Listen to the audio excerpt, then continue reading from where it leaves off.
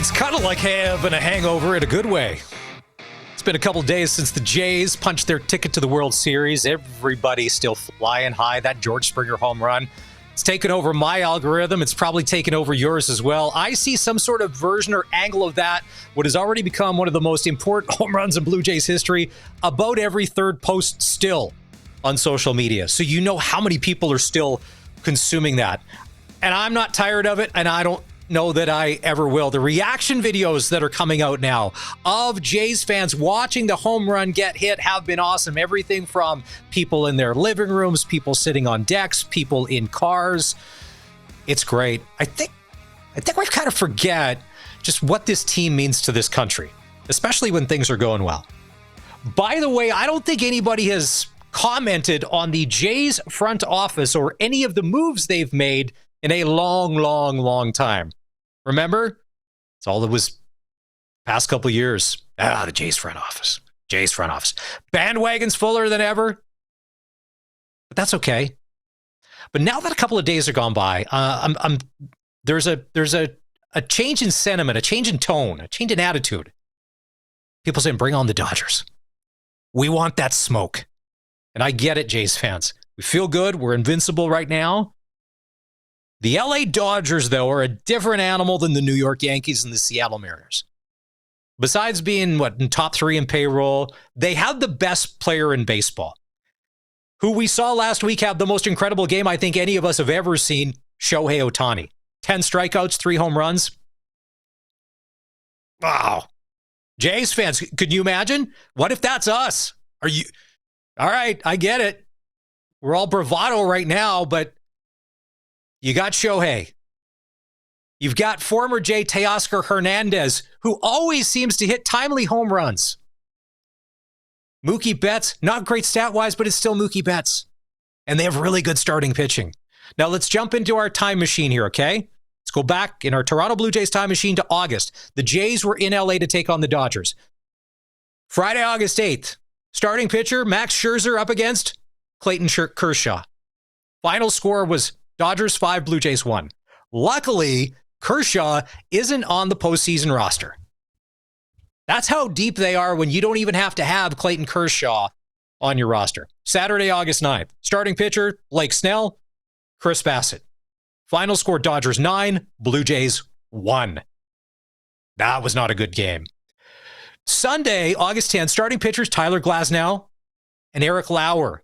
Final score was Jays 5, Dodgers 4 in that crazy comeback. And that was the scrappy Jays that we saw. But those first 2 games, the Dodgers dominated. So Dodgers manager Dave Roberts has come out and said Blake Snell's going to start game 1. Yoshinobu Yakamoto's going to pitch game 2. That's the pitching order he used against Milwaukee. That was the secret formula. They swept them. Snell was awesome. I get it. We want the smoke. And we're going to get the smoke starting Friday, but just be prepared for the smoke, all right? And we got to find out, is there one more chapter to write in this crazy Blue Jay book for 2025? We're going to find out. It's only like 48 hours and change away from first pitch. It's the Sports Cage, where Saskatchewan comes to talk sports. Maz McFly here, along with one of the double C's, Colton Schultz. Not only are we on 620 CKRM, but we're also on the CKRM app. Make sure you download that, your mobile device, Apple and Android. SportsCage video stream is up and running right now on X and on YouTube. And you can always catch the podcast wherever you get your favorite podcasts, like Apple, Spotify, and Amazon. Phone lines are open. Calls are always welcome. 866-767-0620. Prairieland Rentals text line is 306-936-6262. SportsCage on a Wednesdays for Regina Motor Products. The RMP early tire swap offer is on now. Book before October 31st to save $10 on an on-rim tire change and $20 on an off-rim tire change. You can visit RMP today. Busy show. CFL legend. If they're announcing the MOP candidates today in the CFL, he's our MOG, our most outstanding guest. Charleston Hughes coming up in about 20 minutes' time. NHL insider Eric Francis will join us in hour number 2. And then Ken King in hour number 3. First-time guest on the Sports Cage. Excited to chat with Ken. He's a writer, a contributor for Jays Journal. We're going to talk Jays and this World Series. And did you see Michael Bublé and how conflicted he is? We'll get to that later in the show. The Dodgers have some CanCon, some Canadian content in Michael Bublé, but we don't know. Is he going to be okay with it? Busy day. Lots going on. We're heading into the final week of the CFL season, and the games mean a lot, which is great. Nothing worse than week 21 in the CFL if everything was like a done and everything was a foregone conclusion. No one would be watching. Everybody else would find something else to do. Those games on Friday night, that's going to be a tough sell when the Jays are taking on the Dodgers. That CFL doubleheader. Elk Stamps in the nightcap. Oof, that one could be tough. But playoff seeding from the sounds of what's coming out of Rider practice and the players and stuff, standing on the sidelines and laying down for the BC Lions on Saturday may not be an option. And as a fan, I like that. I know on Monday's show we talked about rest versus rust. As a proud Rider fan this year with a really good football team, I wanted us to play best on best. I felt cheated when we played Montreal, when Davis Alexander didn't play. I've wanted to see us against the best competition to find out really who we are. And Saturday, it looks like it's going to be Nathan Rourke and the whole crew, and potentially against the Riders full squad as well. You can't go into the playoffs on a 2-game losing streak. That's just me. I don't think you ever want to go into the playoffs on a losing streak. Yes, you'd have the bye Western Final, but it's the rust, and these other teams that are surging that are going to have to win their way in. Best on Saturday night. I'm okay with that, so strap it up. The 2025 nominees for the CFL Player Awards are out. This is not a surprise. Trevor Harris for MOP. You can't, it was unanimous. You can't dispute it. These are picked by the Football Writers of Canada, who at times, like proclaiming Trey Ford, the starting quarterback of the Edmonton Elks, one of the best ideas and concepts the CFL has ever seen. So those are those same people. So let's just say that they do have a margin for error. On this one, they got it right. Jameer Thurman, most outstanding defensive player. Yes, but ... no respect to Jameer Thurman, but what AJ Allen, the most outstanding Canadian, has done this year, I'd say you could probably put those neck and neck. Now, I get it, Jameer Thurman, because of name and just everything he quietly provides. Why wouldn't you? But AJ Allen, since he's been inserted into the starting lineup, he's always been a demon on the teams, has, to me, been one of the Riders' best players. Jermarcus Hardrick, most outstanding lineman. Yeah, I think I no complaints there. Peyton Collins, most outstanding rookie. I was checking him like he's done. No, Dante Myers played too many games last year to be a rookie. So did Antoine Brooks. They've had some good years. Nick Weeb, most outstanding special teams player. Yep. Just solid. Maybe you don't always notice him, but he's there doing his thing. Always in the right spot at the right time. And as he earns his chops on teams, imagine when he gets into the starting lineup, just like AJ Allen, like how dangerous he's going to be. This is another JO depth situation that, can you project out 2 and 3 years if they stay healthy? How good this defense is going to be? What else is going on today? The comedy situation that is the Miami Dolphins keeps providing fresh content. Later on in the show, we'll let you hear from head coach Mike McDaniel and his new strategy for this week with Tua Tagovailoa.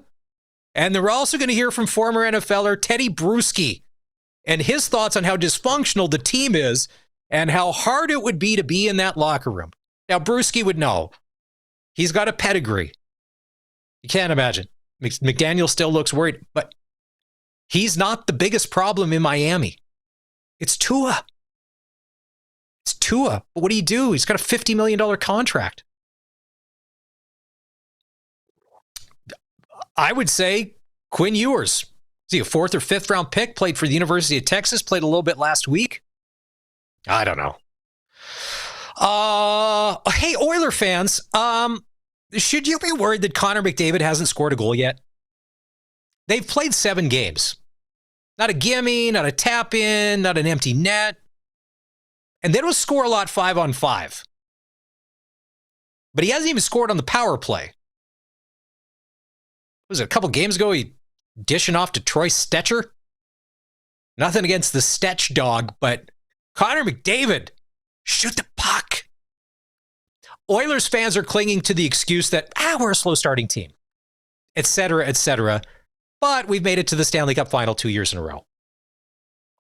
I get it. But I don't know if that's a formula that you can live on, right? Last night they beat Ottawa in overtime.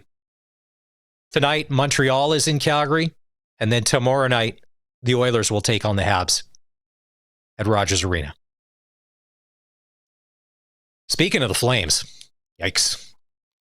Oiler problems sure are different than Flames problems. The Oilers can't score 5-on-5. McDavid doesn't have a goal. That will all eventually work itself out. The Flames may never score another goal. They may never win another game. I can't remember. And if you're a long-suffering Flames fan, and Eric Francis, who will be on next hour, has been covering the team, I think he said 31 years. It's early October, and all the Flames talk is the tanking for Gavin McKenna sweepstakes. There's been some bad Flames teams in the past 31 years, but I don't know if we've ever been third week October already writing off just how bad they are. Now, someone in my circle I run with, they're like, I'm like, I don't know that they're throwing or tanking.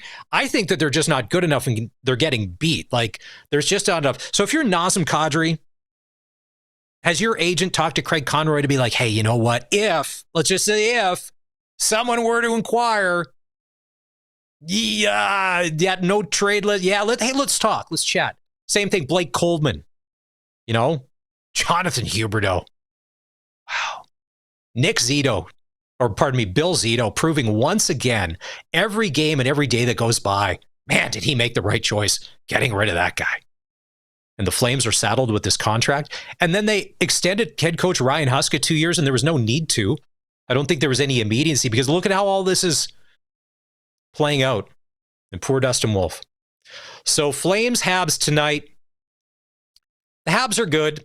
We're not anointing them yet. If you're a Habs fan, you anoint them every year before the preseason even starts. They're playing some good hockey. They have got a great stock of young and up-and-comers, and it's only getting better, and that'll be on display tonight. And as always, this, Habs fans travel well, so you've got to expect tonight in Calgary, and then tomorrow night in Edmonton. You're going to see hockey rinks probably 2/5 to a half full of the other team's jerseys. And then, Flames fans, and I know this is your home turf. If you don't want ole, ole, ole, ole being sung in the third period, do something about it. Or there's going to be a bunch of drunk guys. I think they installed Molson again as their draft partner.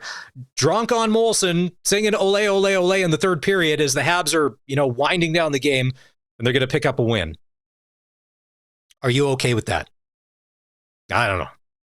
Hey, we're going to take our first break on the show. Lots to come, including the junior football report. We're going to hear from A.J. Allen, nominee as most outstanding Canadian. Dave Thomas had a chance to catch up with him after practice. And don't forget, if you want to be part of the show, the Prairieland Rentals text line is always open at 306-936-6262. We'll take a break. When we come back, CFL legend, the Sackmaster, Charleston Hughes will join the show right here on the Sports Cage on 620 CKRM. When you make a mistake, you just got to own up to it. So yes, I do know Connor did score his first goal last night. Sorry, I said none. He's got one, but are you still worried? Through 7 games, Connor McDavid only has the one goal. Great. I can be planning a show for 2 weeks and Colson can't find video, but he can find video for this within 14 seconds. So there's Connor last night.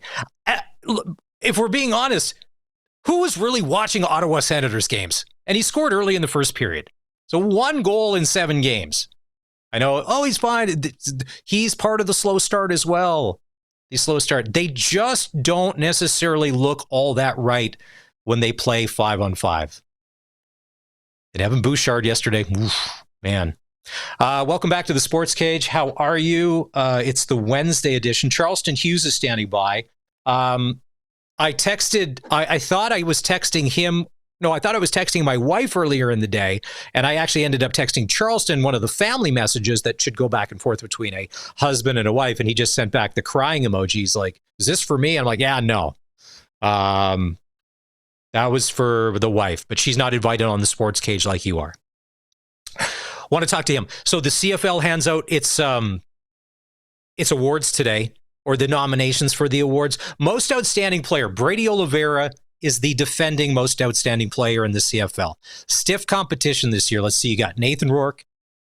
You got Brady again. You got Trevor Harris. You got Justin Rankin. And who else am I missing? Who else? Oh, Dedrick Mills from the Calgary Stampeders. I think it's Nathan Rourke. Brady's had an okay season, and he's been the best bomber, but not the most outstanding player in the league. I think they're going to give that to Nathan Rourke. And if Nathan does some... Now, I don't know when the final votes are coming, but if he does damage in the playoffs, well, yeah, but just to see how he's kind of rallied this team, that kind of makes sense. As we went through the Rider nominees earlier, I don't think there was anything that was standing out as not, right. The only question I could have is AJ Allen has played great on defense, but Jameer Thurman is your most outstanding defensive player. Now, Jameer's been in that middle linebacker spot all year, and Allen, it was some games before he got in there. Good problem to have, right? You got Peyton Collins for rookie, Nick Weig, special teamer, offensive lineman, Jamarcus Hardrick. I wonder how close it was, Jamarcus Hardrick and maybe a Logan Ferland vote, like if the voters were picking. And Trevor Harris is your most outstanding player. We will hear from AJ Allen a little later on the show. Dave Thomas had a chance to catch up with him after practice today as we get ready for week 21 in the CFL. Ottawa at Hamilton on Friday. Now, that's going to be in the, what do they call that, the GTA, in and around Toronto. How many people do you think in and around the GTA there, Coulson, on Friday night, when the Toronto Blue Jays throw that first pitch, 6:08 at Rogers Center against the LA Dodgers, might switch away from the Ottawa Red-Black Hamilton Ticat game? The only people I think doing it might be the people that are in the stadium already with the Argos, watching the Argos game. And they're just down at concession. They're like, oh, Blue Jays game up there. I'm going to have the Argos game on my phone. Let's say you're Glenn Suter and you're doing the game, and I don't know if Suits is. Because Suits loves the Jays. Like, do you even have like your phone? Like, you've got all of your equipment in front of you, your telestrator, you're all that, you're calling the game. Do you have your phone down low, running the app, and you're watching the baseball game secretly? Not you wouldn't tell anybody. You got an eye on it? The official answer we got yesterday was that he is going to PVR it. That's the official answer. I'm not going to speculate as to what he's doing during the game, but I was going to say regarding the award nominations, if you go to CFL.ca, it does give the list of league-wide and from each team, and it does tell you if they were a unanimous nomination or not. Yeah. So, for instance, for most outstanding player, Nathan Rourke and Justin Rankin and Trevor Harris were unanimous from their teams. AJ Allen was our unanimous most outstanding Canadian. For offensive linemen, like you said, Jamarcus Hardrick wasn't unanimous. So I'm wondering how many other people were voting for maybe a Ferland or... Yeah. He had, don't get me wrong, he had a good year, but when I look at that O-line, it's him and Ferland basically have been the two stalwarts all year because there's been changes in a bunch of other, but those two, for the most part, have been the two most consistent. And then last week, you sure noticed when they weren't in there, right? Yeah. The one that I'm curious, the one that I'm curious to see is out of Winnipeg, most outstanding special teams player and rookie, Trey Vaval, their returner DB. Trey Vaval. That one I'm curious to see how he does in the voting because he was a weapon this year. And Robert Carter Jr. out of BC with that ridiculous interception. Yeah. I want to ask Charleston when he comes on if he's ever been nominated for one of these. He probably has. And is it, do guys care? Or do they care more about winning? Is there financial incentives like in your contract? Like if you get one of the CFL player awards? Is there something financially there? Maybe. If your agent's smart and you're trying to get the most for your client. According to Wikipedia, which we know is skeptical when it comes to Charleston Hughes stats, he was the West most outstanding player in defensive player in 2013. So he didn't win the year league we wide. won the Grey Cup. Oh, yes, but he was with Calgary then. The Stamps, the Stamps. Yeah, and he, where was it? I'm trying to see who won that year, but I can't find that. 2013. Yeah, I'll keep looking. But. We brought this up. We brought this up on the show. I think it was back in August. Was it back in August? No, or was it later? Like with the Jays being so hot that somewhere there's a TV executive going, man, imagine if this just wasn't on the free cable package, if we could make these games pay-per-view and like charge a whole bunch of money. Because what was it? The viewership from the game on Monday, there was 8 million of one of the most watched things in Canadian history ever. Could you imagine? There's somebody there that has an accounting background going, could you imagine if we could have charged blank for that? And I think, Colson, would you not agree? Jays Mania is so nuts right now that people would be like, yeah, I'd kick in an extra few just to watch if it meant I couldn't. Yeah, right now when it's so crazy, I could see that happening, that people would still be willing to pitch in for it. The way this year started, I think it would have been a rough start to the year if that was how their whole season was sold. And I mentioned, hey, nobody has mentioned the front office and any of the moves that they have made or not made in about 4.5 to 5 months now. You do not hear about Atkins and Shapiro. Not a thing. Right now, they're geniuses. Right now, they're the most beloved sports management in the country. And a lot of times, especially in a market like Toronto, where everything is under the microscope, that's not great. I'm looking forward to it. I know that I still remember the 92-93 Jays run was a lot of fun. It was a little different back then. The TV, if you were exotic or rich, you had a 27 to 32-inch tube TV, and maybe you had that on display as you had people over to show off or brag. Everybody drank and smoked back then. Let's see, what else was different? I didn't. I wasn't around. Yeah, I know you weren't. I know you were going to say that you weren't alive then when the Jays. So for a lot of Jays fans like yourself, this is a whole new era of Jays baseball where a lot of us older people, it's been since 92, 93 when they won those World Series. That's a generation ago. Oh, it's a couple generations ago. There's been nothing since. I'll go back to the fact. I was going to say 2013 was Chip Cox, by the way, Defensive Player of the Year. I found it. Ooh, I liked Chip Cox because he played for Montreal and he played a little dirty as well. He was a little bit of a dirty player, always on the edge, like a Micah Awe who plays for the BC Lions. Micah's always on the verge, like Adam Bighill, always on the verge of. They play could aggressive. Be a suspendable offense. They play aggressive. When it's like edge. when you're like, okay, that might have been a dirty play, but that's not who they are. That's called aggressive. Okay. Sometimes they are a dirty player. When you can stack up a highlight pack of 7, 8, 9 aggressive plays in one season, yeah, maybe that is kind of who you are.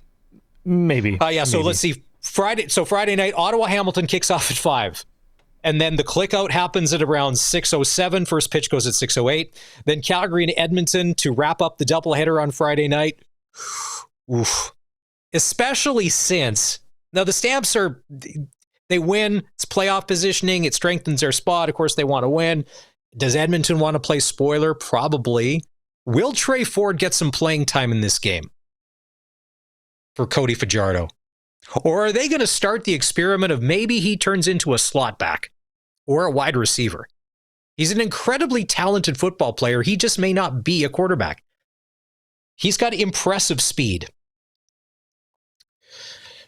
Then Saturday, this game, let's say Montreal at Winnipeg. Winnipeg's at home. Winnipeg needs to win. They're still in the mix. Montreal surging. Jason Moss is a competitor. He doesn't like to lose. You'd have to think you're going to see Davis Alexander on Saturday. For how long? I don't know. They want to win. establish that dominance, because if in a week that they're playing in the semifinal where Winnipeg goes to Montreal, it's all about sending a message. And then the Lions are in town to take on the Riders Saturday at 5. I bet you it's the same situation. A lot of Rider fans going to be at the game, but they may have their phone out watching the Jays game once it starts. Does that make you a multi-sport athlete, Colson, or a multi-sport fan? Can you consider yourself a hybrid then? Because you're going to be doing two things at once? I don't see why not. Yeah. We're waiting Charleston Hughes. He could be anywhere. He could be in the mountains of Wyoming. I think he was in North Dakota last time we talked to him. Sometimes he's at the gym. Sometimes he's at his house where he has wrestling belts in the background. As we wait him, Colson, do we have it ready to go? AJ Allen is one of the nominees this year for one of the player awards, and Dave Thomas had a chance to catch up with him after practice today. I'm joined by AJ Allen, the Saskatchewan Roughriders 2025 nominee as Most Outstanding Canadian. AJ, how cool is this? Incredibly special, man. I really couldn't do this without my teammates and my coaches, from the D-line all the way to linebackers and DBs. And it means so much to me to, get the recognition. I think that's pretty cool. I think that's really cool. But again, still trying to go 1-0. We got bigger fish to fry. But it's really awesome. You often say, I'm just a kid from Burlington.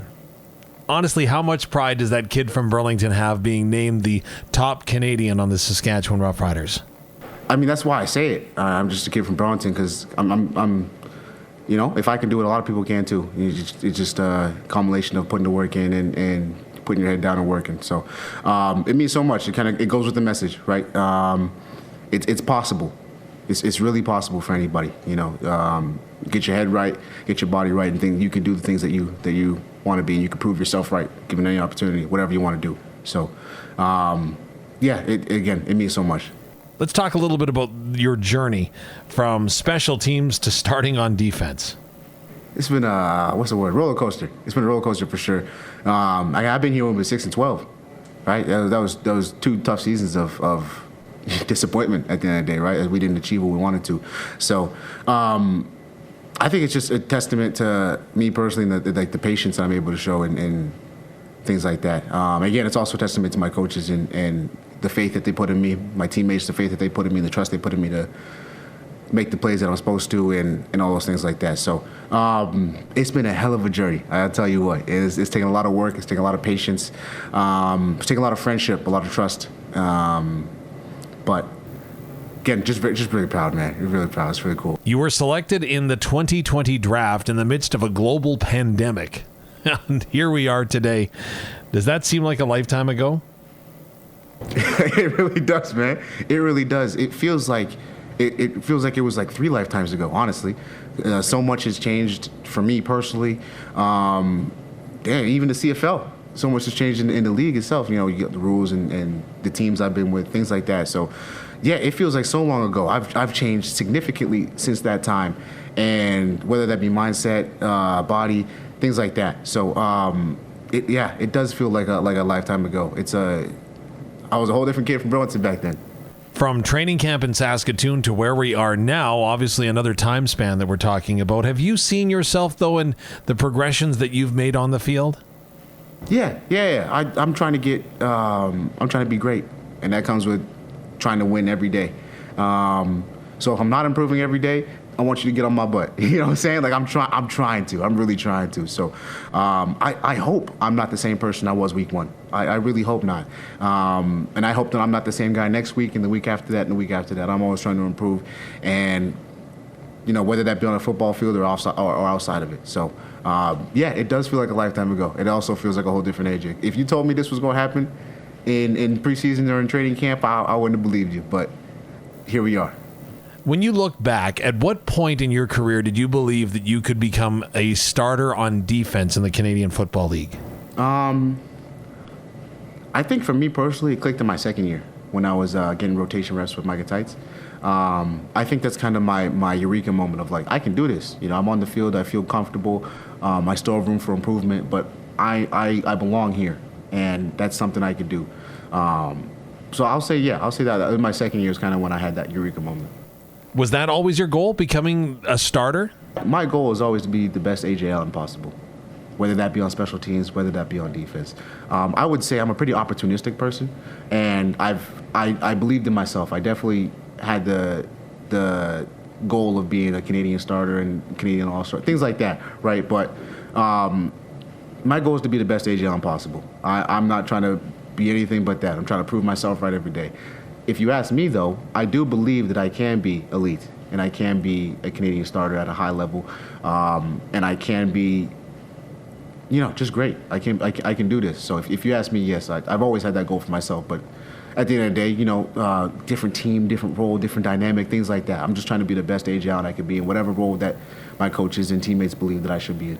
Let's talk a little bit about the trust that you've earned. Obviously, you came in this season and you made a statement in training camp that you were able to play at the level required to meet the team's standard. How does it feel to have earned that trust from your coaches? They've helped me so much. And it really just starts with the faith of putting the time and effort into coaching me, into directing me in the right direction, into correcting even the small things, feet, hands, eyes, things like it starts like that, and it starts ever since I got here, ever since they got here as well. Even teammates, guys like Scoop, Micah Johnson on the D line, and Mike Rose able to, I'm doing this, so you can do, things like that. Those small communications, all the LBs, whether that be on specials or on the field with them, us able to communicate helps us make better plays. And same with the DBs, guys like Rowe, Sales, Nelly, TC, Fields, and Reeve and Twando, everybody able to communicate with each other. I think a big part of it, again, is that we are friends. So it's easy to talk to each other, whether we're wrong or right, and fix things. So they've been an absolutely huge impact. Being able to trust them and them being able to trust me is a difference between making plays and not making plays. But the difference between hesitation and no hesitation. So I think it's instrumental. They've been extremely important for me. A.J. Allen is the most outstanding Canadian nominee. You have to wear the maple leaf on your back. So have you been showing any of your teammates some great Canadian things? 100%. I was talking to AP the other day. He'd never heard all dress before. Never heard of it. He found it online one time. He said, "I got to try that." So I was like, "Yeah, it's pretty cool." Always telling people some of the difference between college football over here and college football over there, and then you got your Canadian things as well. We just got the two new LBs, Civi and Alonzo. They never had poutine before, so we got it for them, and they were cool. They liked it a lot. So no, I'm proud of it, and anybody that comes here, I'm open to, welcome. WHL action at the Brand Center tonight. The Pats are hosting the Lethbridge Hurricanes. It's going to be a 7 o'clock face-off, and you can catch the action right here on 620 CKRM. We'll have the pregame show starting at 6:30. Elsewhere, the Red Deer Rebels in Swift Current to take on the Broncos. Prairie Junior Hockey League tonight. The Saskatoon Quakers take on the Saskatoon Wesleys. Saskatchewan under 18 AAA. Yorkton Maulers in Notre Dame to take on the Hounds. On the female side, the Swift Current Wildcats taking on the Regina Rebels. The WHL Cup, Team Saskatchewan's going to take on Team BC. Face-off's going to go about 4:15. We'll keep an eye on that. 4 games in the NHL tonight. Canadiens in Calgary to take on the Flames. Face-off there goes at 6:30. That's early. Look, everything they do for the East Coast, right? Just bending. NBA tonight. Toronto Raptors taking on the Atlanta Hawks. And that's your sports ticker. All right, let's go out on the Western Pizza guest hotline. I had said before the break that today, as teams are announcing their MOP nominees for the CFL, I'm naming him as our MOG, most outstanding guest. He returns once again, triumphantly in Wyoming, could be in North Dakota, could be in Wisconsin, could be in Washington, D.C. on the lawn of the White House. He's Charleston Hughes. What's going on? How you doing? I'm good. I'm good. Where are you at? I'm always in the weirdest places. You can see my background. I'm somewhere strange. Well, does the state have a name you're in that's strange, or where are you? I'm in Newtown, North Dakota. And are we building an oil well there? What are we doing? Are we building a facility, a battery, a pump? We putting in pump jacks? What's happening? We still building facilities, man. That's what doing what I do best. Drill, baby, drill. All right, so the Riders, everybody announced their nominees this year. Trevor Harris is most outstanding player. It was unanimous. Are you in that same boat? That TH is the guy for the Riders? I think he is, man. He played one of his better years. I'm happy about, him just being healthy, man. That was the hard thing for him, is just, remaining healthy, staying healthy, and being able to stay strong during the entire season. And that's what he's been for the Riders, and it's been, excellent to watch that all year long. Your guy, you brought him up when he was a young pup, Calgary Stampeder, Jameer Thurman, MOD. You could just pencil him in for this nomination every year, no matter what team he's on, right? Yeah, man. He's consistent. He's given all he got every single play. He's one of those players that, the Riders are lucky to have somebody like him because he's a leader, and he's one of those guys that not only is vocal on the field, but he's vocal with his shoulder pads. And those are the type of players that you want on your team, for your team to be successful on defense, to keep driving everybody. So is he one of those guys, like, let's say the Riders got down, let's say it's 21-0 in the first quarter. Nothing's going right. Things are spiraling out of control. Is he the type of guy that can get everybody back on both sides of the ball? He's definitely that kind of guy that can get everybody, rally together. If things are going wrong, I would 100% intend on him being the guy to bring the team together and put everybody in the huddle and give them that pep talk that they need to get a spark going during the game. Financial question, since you're a CFL retiree with a Canadian pension. When you're doing your contracts with your agent, are things like this, nominations and these awards, put in the contract with cash incentives to when they do happen? Heck yeah, you want to be incentivized for the good accolades and the good achievements that you put out there. So yeah, being attached to money when it comes to all these awards, that's kind of what you're playing for. You're not only playing for the recognition, but you're playing for the money that's attached to all those awards also. Colson did one of the number one no-nos when it comes to Charleston Hughes. We went on your Wikipedia page. We don't know if it's real or hashtag fake news, but it says in 2013 you were the West nominee for most outstanding defensive player. Now, do you remember how much cash you got for that? And who beat you that year? If you didn't win the league award, who beat you?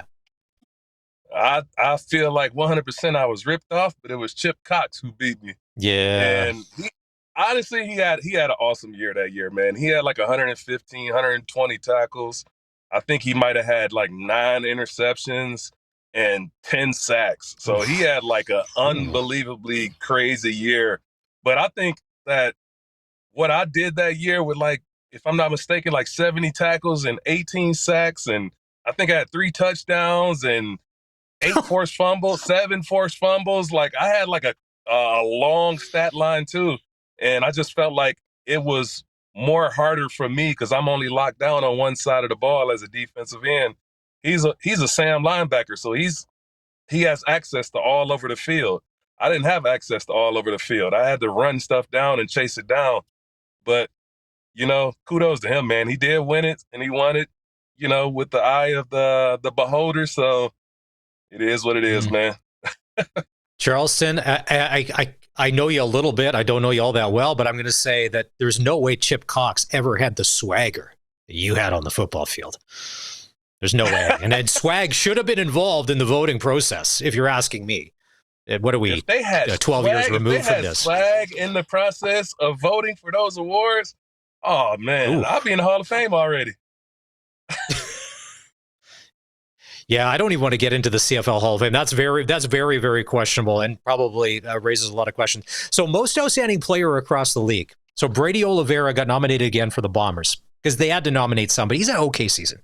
But he's up against Nathan Rourke and Justin Rankin, Trevor Harris, let's see, Dedrick Mills, And Nate, did I say Nathan Rourke, Brady Oliveira? I think this is Nathan Rourke's MOP to lose. Just cause. I mean, at this point, and the people that they put Nathan Rourke up against, it's kind of like they're handing it to him and saying, "Here, we're gonna give it to Nathan Rourke." Like, why wouldn't they throw up, a Vernon Adams? He had a great year, although he got hurt for a little bit. Maybe he didn't get enough games in, but he still had a very impactful year on the Stampeders season this year. He brought them from being a last place team in the league to now competing for, top 3 going into the playoffs type team. Why wouldn't you put him up against somebody like that? So that's one of those things where you don't know what they're actually judging it on, but I can see Nathan Rourke going ahead and taking it all the way this year. So, yeah. It's a gift. It's Charleston Hughes joining us. Charleston Hughes joining us on the Western Pizza Guest Hotline here on the SportsCage on 620 CKRM. All right, when you were a player and you're having a great season, you're trending towards the playoffs, you won the Win the Grey Cup. And these last couple weeks, it's the rest or rust. Who are you? Do you want to sit or do you want to play? Oh, I'm playing 100%. I have to play. I mean, if you're an impact player and you feel like with you on the field, the best chances of the team winning is you being on that field, you got to play, man, no matter what. I agree with that because let's look at Tom Brady and the Patriots when they were going to all those Super Bowls and winning a bunch. Even when there was meaningless football, Tom Brady still played. He was in there because he needed to be, like you said, he needed to be Tom Brady if you're an impact player. So last week, the Riders rested a bunch of players. I wanted to see us go in and just dominate Winnipeg if we could. Not that we can just show up and that we're going to dominate, but let's make a statement because I think beating the Bombers for the 3rd time means more than potentially beating the Lions this weekend. But we lose that game. Now, this week, it sounds like you're going to see some starters because guys want to play. I don't think you can go into the playoffs on a potential 2-game losing streak. Is Charleston, you just can't turn it on and off, right? It's hard to turn it on and off, man, especially when you get a bye involved in there and you got some time off. I mean, you gotta keep your guys on rhythm and keep your guys on pace. So from trending in the past, you can intend on some key starters playing for at least a quarter or two, just to stay in shape, just to keep their mental focus still on football, and just to dress and even if you just got the gear on, that makes a difference when it comes to playing football. So you can intend on those guys playing at least a half. I'll bet you go see guys for a half. Well, as a fan, I want to see this really good Saskatchewan Roughrider team take on the hottest team in the CFL, the BC Lions. Like, I want to see best on best. I want to see, do we have an answer for Matthew Betts, who, by the way, Charleston, you've been that guy on a run. Is Matthew Betts right now, does he feel like he's unstoppable, that nobody can block him because he's in the zone? Man, he was coached up by one of the best, to do it, John Bowman. So it's a rollover effect now where John Bowman kind of unlocked the cheat code for him and taught him exactly, what to do, what to look for, and how to play the game. So even when I look at him and I watch him play and I watch him get off the ball, I know exactly what he's doing. And I know to a T that John Bowman is the one that taught him that, because only a veteran player would know how to do certain things on the field to know, what your triggers or your KPIs, your performance indicators, man, that let you know what to do on the field and when to do it. And he's got it locked down 100%. I think we've talked about this before, that you knew in certain games, if you had an offensive lineman beat in the first quarter, you would own him all game. Is Matthew Betts doing that to defenders right now? He's getting them early, and then he's got them for the rest of the 60? Yeah, man. I think really what makes him a unique and a special player is the simple fact that he doesn't complain. And you can see it in his play. You can see it in the way he moves on the field. He might get chip blocked one play. He might get double teamed one play. but he keeps rushing with the same intensity and the same focus and the same drive, every single play after play after play. And when you got a player like that, man, that's a special thing because I've had plenty of players throughout the league, this year and past years who complain about double teams and chip blocks and not getting the pass rushes that they want. But sometimes you got to stop the complaining. You just got to go out there and get it the best way you can. And you can't let things like that slow you down. You got to find ways to still improve and impact the game, even when you are getting double teamed. And I think Bess is doing a good job of doing that. We have 30 seconds left. This is your final chance to change your preseason prediction. You got the stamp thing wrong that they're missing the playoff, but you said Saskatchewan Roughriders, Hamilton Ticats in the Grey Cup. This is the final chance for you to change any of those two teams. Do you still see it playing out that way? Because some teams are playing good. Are you sticking with the Riders and the Ticats? I am going to change I said. Whoa! I know, man. I know. I'm going to retract back, and I'm going to put Montreal in place of Hamilton. But I'll still keep the Riders there. Okay. That, I think a lot of people are okay with. If you would have changed the Rider side of things, then we'd have to have a whole other hour conversation with you as to why. So I think so too. I just think right now Montreal is the better team.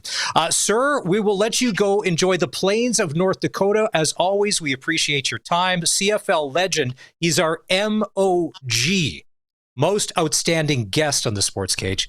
He's Charleston Hughes. Sir, have a great afternoon. And a little Ric Flair to wrap it all up.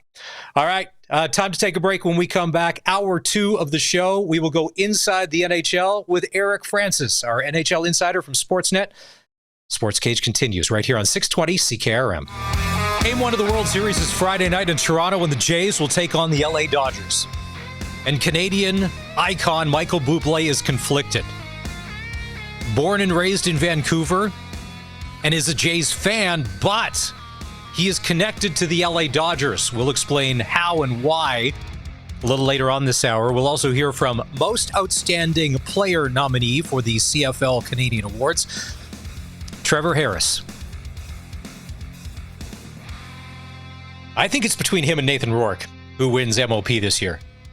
Riders win the Grey Cup, hands down. But I think we just discussed with Charleston Hughes, they may be setting Nathan Rourke up on a platter here. He's already, even after calling the new rule changes garbage, and they still vote him as the nominee for Most Outstanding Player. That's all still to come on hour number 2 of the Sports Cage. Maz McFly, how are you? 767-0620. Put an 866 in front of that. That's a toll-free call. We still do phone calls, even though we got rid of our landline a couple weeks ago. It was a big, big decision in the Mazurk family. Had to discuss it at least 3 times with my wife over a period of weeks before we did it. But the landline's gone, so maybe you just shoot us a text, 306-936-6262. It is Wednesday, and that's time to chat with our NHL insider. He's Eric Francis. Now for Inside the NHL with Eric Francis on the Sports Cage. Inside the NHL is brought to you by Sports Select. Getting in on more of the sports action you want is as easy as playing at sportsselect.com. Simply make your picks online, generate your QR code, and lock in your bet at your local Lotto Spot retailer.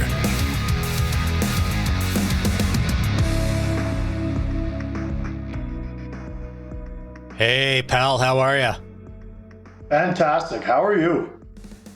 Not bad. So a lot of people know you from here on the Sports Cage and just being that good-looking guy on Flames TV on Sportsnet.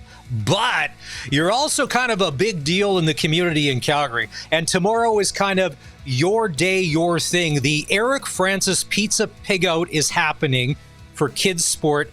Just give us, for anybody that's not familiar, Cole's notes on this, what it is, the money it raises, how long you've been doing it, because I think this is pretty cool because it all goes back to kids and sports in the community. Oh, thanks, buddy. Yeah, it's called the Eric Francis Pizza Pig Out. We've been doing it for 23 years. Whoa. The crazy thing is I took 5 years off in the middle of it. So I started almost 29 years ago. It just means I'm old, that's all. But it started off as basically a chili cook-off for pizza. And it's kind of mushroomed into this incredible fundraiser for Kids Sport Calgary. I've worked with them for 29 years and take a ton of pride in being associated with that great organization and all they do to put kids into sports and activities and get them off the sideline and eliminate the barriers that prevent them from playing sports. Because my whole life is sports, whether I'm playing it, writing it, watching it, thinking about it. I can't imagine my life without sports. So I don't want kids out there, always wondering what it would have been like to play sports. So we've raised over $1.5 million with this little pizza party. We're going to raise over $100,000 tomorrow night at Cowboys. And we'll have 700 people, 700 pizzas. It's a bit chaotic.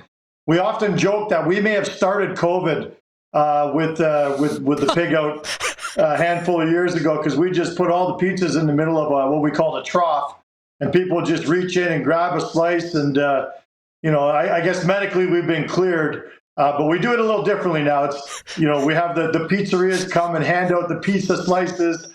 It's a whole lot more sanitary, and people get to connect with these pizzerias. And so, yeah, sorry about the COVID thing, but it was in the name of the kids, Okay, so if you're the kind of person that's wearing an N95 mask these days in 2025, this may not be for you, but you could still make a donation online. All right, hey, congratulations, best of luck. To me, since I love Hawaiian pizza, it would be great if all 700 of those pizzas were all Hawaiian. Take that, all you people that say pineapple doesn't belong on pizza, because yes, it does, and it is delicious. Wow. You want to talk hockey? The pizza, yeah, I do, but you want to talk lifestyle. I think almost anything belongs on pizza, and that's the pizza pig out has proven. Now, we've had a couple where people are like, really? Like there was a Shriek one year. There was a banana bread pizza. Turned out being phenomenal, but that's a totally different direction. But yeah, it's a whole lot more sanitary now. We're going to have a ton of fun too. So yeah, let's talk some hockey. Well, okay, so I think to probably tonight, in a moment of silence during the Flames game, if we could just bow our heads. Connor McDavid, yes, has finally scored a goal. It is one. But, we're slow starters. Just look, we're all of this, we're all of that. Ottawa last night. So far, what you've seen from the Oilers, are they playing at times down to their competition with this so-called stacked lineup that people are just assuming is going to be back in the Stanley Cup final? Because Ottawa is one of those teams, I think, you shouldn't be blowing 2-0 leads. You should be putting these teams away. Yeah, I mean, I think there's tremendous parity in the league. And when you go on a road, especially on a long road trip, which they're on right now through the East, you're going to have, you're not going to roll through the East and win every game. So the Oilers are notoriously slow starters with this group, I'm not worried about them at all. Do they play down to the Ottawa Senators? Sure, but I also think the Senators are a team on the up and up, and they're missing Brady right now for sure. There's no question, but I think that this is a team that will be right on the precipice of a playoff spot again. That's not a hot take by any stretch. They're a good young team, so.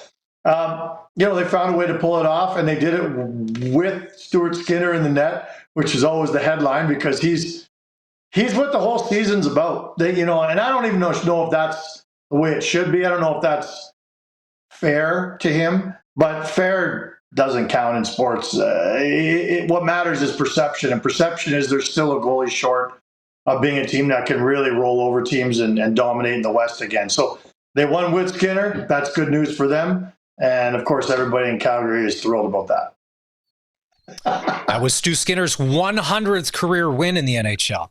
If the Florida Panthers are the class of the league because of what Bill Zito's done in building that championship team and 3 Stanley Cups and 2 Stanley Cup championships, a lot of people talk about how the Montreal Canadiens and what's building there are sort of that team that is on the rise, moving with the young pieces and the draft picks, and then the coaching and the moves or all that. Are they, Eric, to you, kind of in that bubbling top 2-3 of the next club? Give them a couple years and watch out what they may do?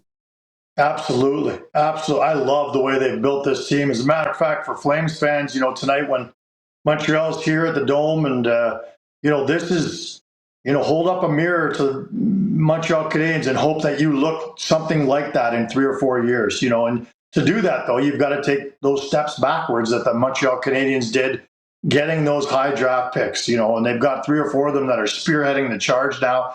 They're really coming of age and they're leading the way. So, tell me what's not to like about the Montreal Canadiens. I think they're starting to build some tremendous depth on the blue line. They've got maybe the third, he was the third highest scoring defenseman last year. He's top 5 anyway, as a rookie, Lane Hudson. I would put him already right there as a top 5 guy in the league offensively anyway. That's not another hot take either. But, him, Mike Matheson's run power plays forever in the NHL, and he could be their backup guy, or Noah Dobson can run a power play for you too, because that's an incredible new acquisition. And he came at the right time. They were starting to develop. They made the playoffs last year. The growth part is still ongoing, but when you get to a certain part, then you can start adding some veterans who really start to really complete your roster. And that's the spot that Montreal's at right now. The Flames are many years behind that. And, a Flames loss tonight would give them just 2 points in their first 8 games. I was looking it up earlier today. I got our stats guys on it. I think 4 teams in the last 40 years have made the playoffs after starting with two points in their first 8 games.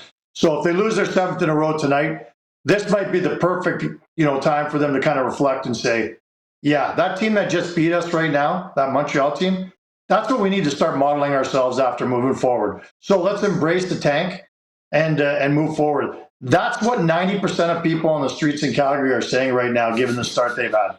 Start to embrace the tank, and let's start accruing some top draft picks. Already the talk is Calgary trying to get McKenna. It's amazing.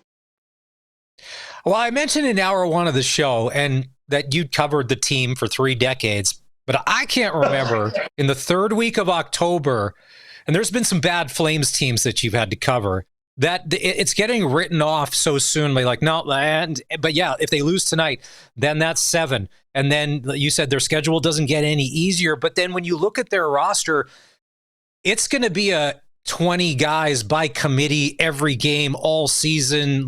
There are no gimmies for them, because I just don't think that we've talked about there's not enough scoring and the level of talent. And some nights you need your stars to be stars. They don't have those. Sometimes you're not going to get an all 19 or 20 guy team effort to gut out a 1-goal win. Well, it was amazing how many times they got that 20-man effort last year and stayed in that race longer than anyone, could have fathomed. But, to your point, they played a really good game the other night against the Winnipeg Jets, but just so happens to be one of the top 5 teams in the NHL and the best goalie in the NHL. They lost a heartbreaker 2-1. They had a 1-0 lead going into the 3rd period, and they just couldn't finish it off. They had their star act like a star that night. It was Dustin Wolf, but it still wasn't enough. So that's the sad reality kind of facing this team right now. Look, they haven't put together very many 60-minute efforts, but they finally did one the other night, and it still wasn't good enough. So that's just kind of, putting salt in the wound for this team right now.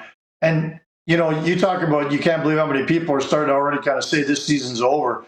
Look, I've watched this team forever get off to bad starts. Last year was an anomaly, but most years this franchise seems to get off to bad starts, 1-4, 1-3, 2-6, 2-5.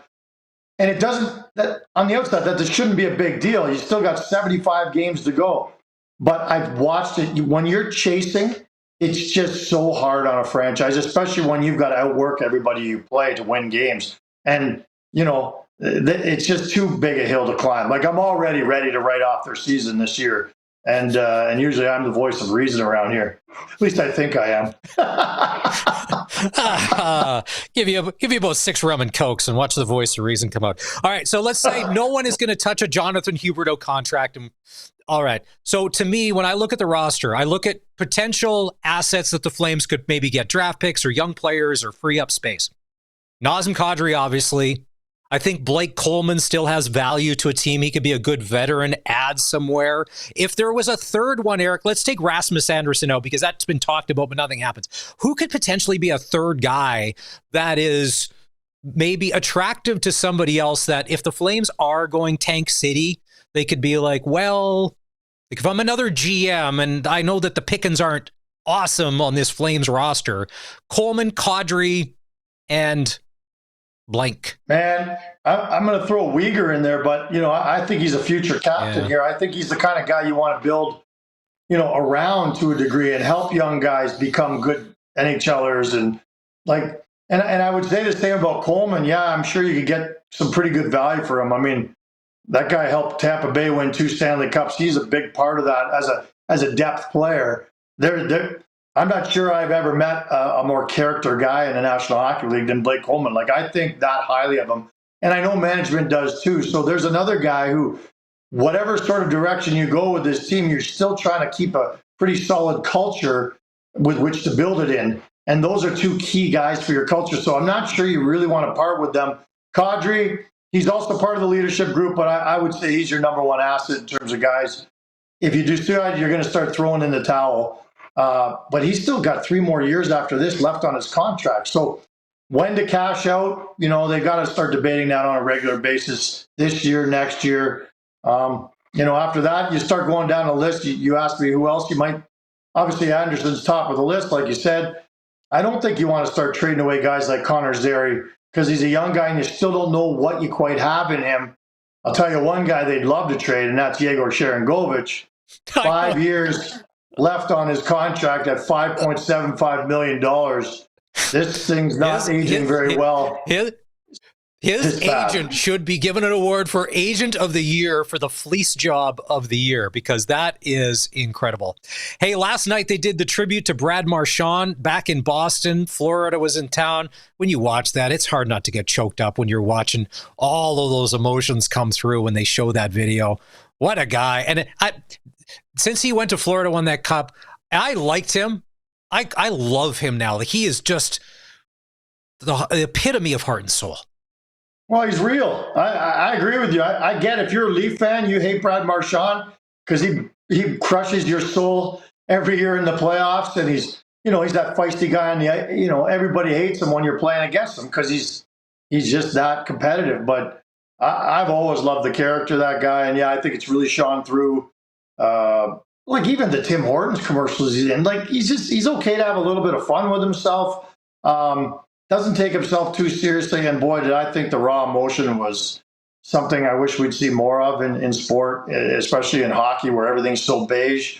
It was a beautiful moment. I did see a great interview where he was asked, do you regret leaving the Boston Bruins or how it ended? And I think those are 2 separate questions. You can't regret that you left Boston because you went on and won a cup and you had 3 of the best months of your life. And he said that. He said, but do I wish that the negotiations were handled differently on their side and my side in Boston to prolong my stay there? Absolutely, I do. And maybe it got a little too emotional. Maybe that's on me and maybe that's on them. But here we are. And, I love that he's okay to say, look, I miss this place. This is where I grew up. This is where I won my first cup. And this is where my heart is. And I don't think there's anything wrong with that. Man, I could watch that video over and over again and they did a great job in Boston too with the tribute, right? Not that I thought they were going to be bitter and kind of be angry about it. They took the high road. They really did him proud, and Boston should be proud of the way the organization, the player, and the team handled themselves. Only the 3 games in the NHL tonight. Montreal is in Calgary. We talked about that. The Minnesota Wild taking on the New Jersey Devils. I don't know if Kaprizov's lived up to the contract so far yet this season, but are the Devils actually living up to their potential so far? You think that when you look at their roster, there's a lot of names on there and they seem to be playing good hockey. Yeah. Well, first of all, with Kaprizov, that contract doesn't start till next year, so he's living up to it. Yeah, I know what you're saying, though. Look, he's a star. He's a superstar. If I had to pick 3 guys who I think could win the Hart this year, he's in my 3. And I know the season hasn't really got underway that much, and he hasn't had a trailblazing start. But give me Kirill Kaprizov as much as possible when I'm watching TV and such. But yeah, the New Jersey Devils they are confounding, aren't they? I really, I do think on paper they have a pretty good little roster there with some good young talent with the Hughes brothers. And of course, they're going to add Quinn in the next year or so. We can talk about that, and we will talk about that for many, many years to come and all throughout this season because that's happening. But you know, Dougie Hamilton's a guy people forget about when they look at the New Jersey Devils, and he's still one of the best power play defensemen in the league today. And he still plays a big role for that team. Markstrom's confounding, and of late he's been hurt, off and on over the last couple of years. So that's another problem. But Jake Allen stepped in and played extremely well last night. He had the save of the year last night. I think it was on Tavares or Morgan Riley. It was just an incredible save. But yeah, I kind of like the way Jersey is built, and I like the direction they're going. Heischer, Bratt. I mean, you keep going with all these big names who can really fill the net. The question is, can they play well enough defensively? Well, that's why they went out and got that goalie. But unless he can stay healthy, I'm not sure how consistent they can be. So obviously they're a playoff team, and I do think they could win a round or two. But you just don't see that consistency from them that you'd think you'd see with that roster. Good Saskatchewan guy Todd McClellan is now trying to run the Yzer plan in Detroit. Do you think Todd is the right guy? And do you think that he's got the wings pointed in the right direction this year? They're going to take on the Sabres tonight. How many years in a row have we talked about how it's either going to be Detroit, Buffalo, or Ottawa that's going to break through and make that playoff, right? And I watched the Detroit game the other night. Dylan Larkin is just such a stud, so underrated because the team's been so bad all these years. But I really think this is the year Detroit breaks through. I think they make the playoffs this year. Certainly of those three, I think they have the best chance of those three. Buffalo might not make the playoffs. I don't know how many years we're going to do these hits, but I'm not sure we'll ever talk about Buffalo making the playoffs in the next couple of years. But yeah, love Detroit. They've got two guys with hyphenated names who I couldn't even tell you right now what they are because I don't know how to pronounce them. I just see them, and they are so high on both these young guys. Add that to the list of guys who they're already starting to build around. And I really like that team, DeBrincat, and even having Kane there as a veteran who can, when you've got Kane as a second or third liner, that's a deep team. So, I like the direction they're going. And I like Talbot. I think Talbot's a hell of a goalie, still playing well after all these years. Tonight, you're going to be at the Saddle Dome. It's Montreal-Calgary. If you are a Flames fan sitting next to a drunk Montreal Canadian mob of fans singing "Ole, Ole, Ole" at the end of the game if the Habs are going to win, do you just have to kind of sit there and take it and go, well, if we didn't want them to sing, we probably should have scored more goals and won this hockey game? That's a pretty likely scenario there, my friend, both with the singing and the Flames not scoring any goals. They've got 9 goals this year, the Calgary Flames have. I was looking at the stats today. Montreal's got 14 different guys who've scored a goal this year, and some of them have scored as many as 4 and 5. Flames have 9 goals, period. On paper, this shouldn't be much of a matchup on paper tonight. But again, Flames played well the other night, and if they put together that complete effort and Wolfson net, obviously they have a chance. I will say that Calgary Flames probably will continue to have a chance almost every single night. I'm not sure you can say that about a lot of every team in the league, but with their work ethic here, they do. Do I think they'll win tonight? No, I don't. All righty, sir. Have a great night. We'll catch you on TV later. It's Eric Francis, our NHL insider from Sportsnet for Sports Select. If you run into a Habs fan on the concourse at the hockey game, they'll tell you about that 93 Stanley Cup. Don't worry, they will. They'll bring it up. It's like being vegan. They'll mention it. You don't have to ask. They're just going to bring that up and let you know how that is. Eric, have a great night. It's time to take a break here on the Sports Cage. When we come back, the World Series is just a couple days away. Game 1 will go Friday night in Toronto. They're going to take on the Dodgers. And Michael Bublé, who's a proud Canadian, if you've seen any interviews with Michael, he's always proud of where he's from. But there's a connection to the LA Dodgers. an unintended consequence, if you will. We'll explain more and how he feels about it. This is the Sports Cage on 620 CKRM. I think we got to stick close to home and go with Rider Nation here. Our clutch performers, the 2025 nominees for the CFL Player Awards. Trevor Harris is your most outstanding player.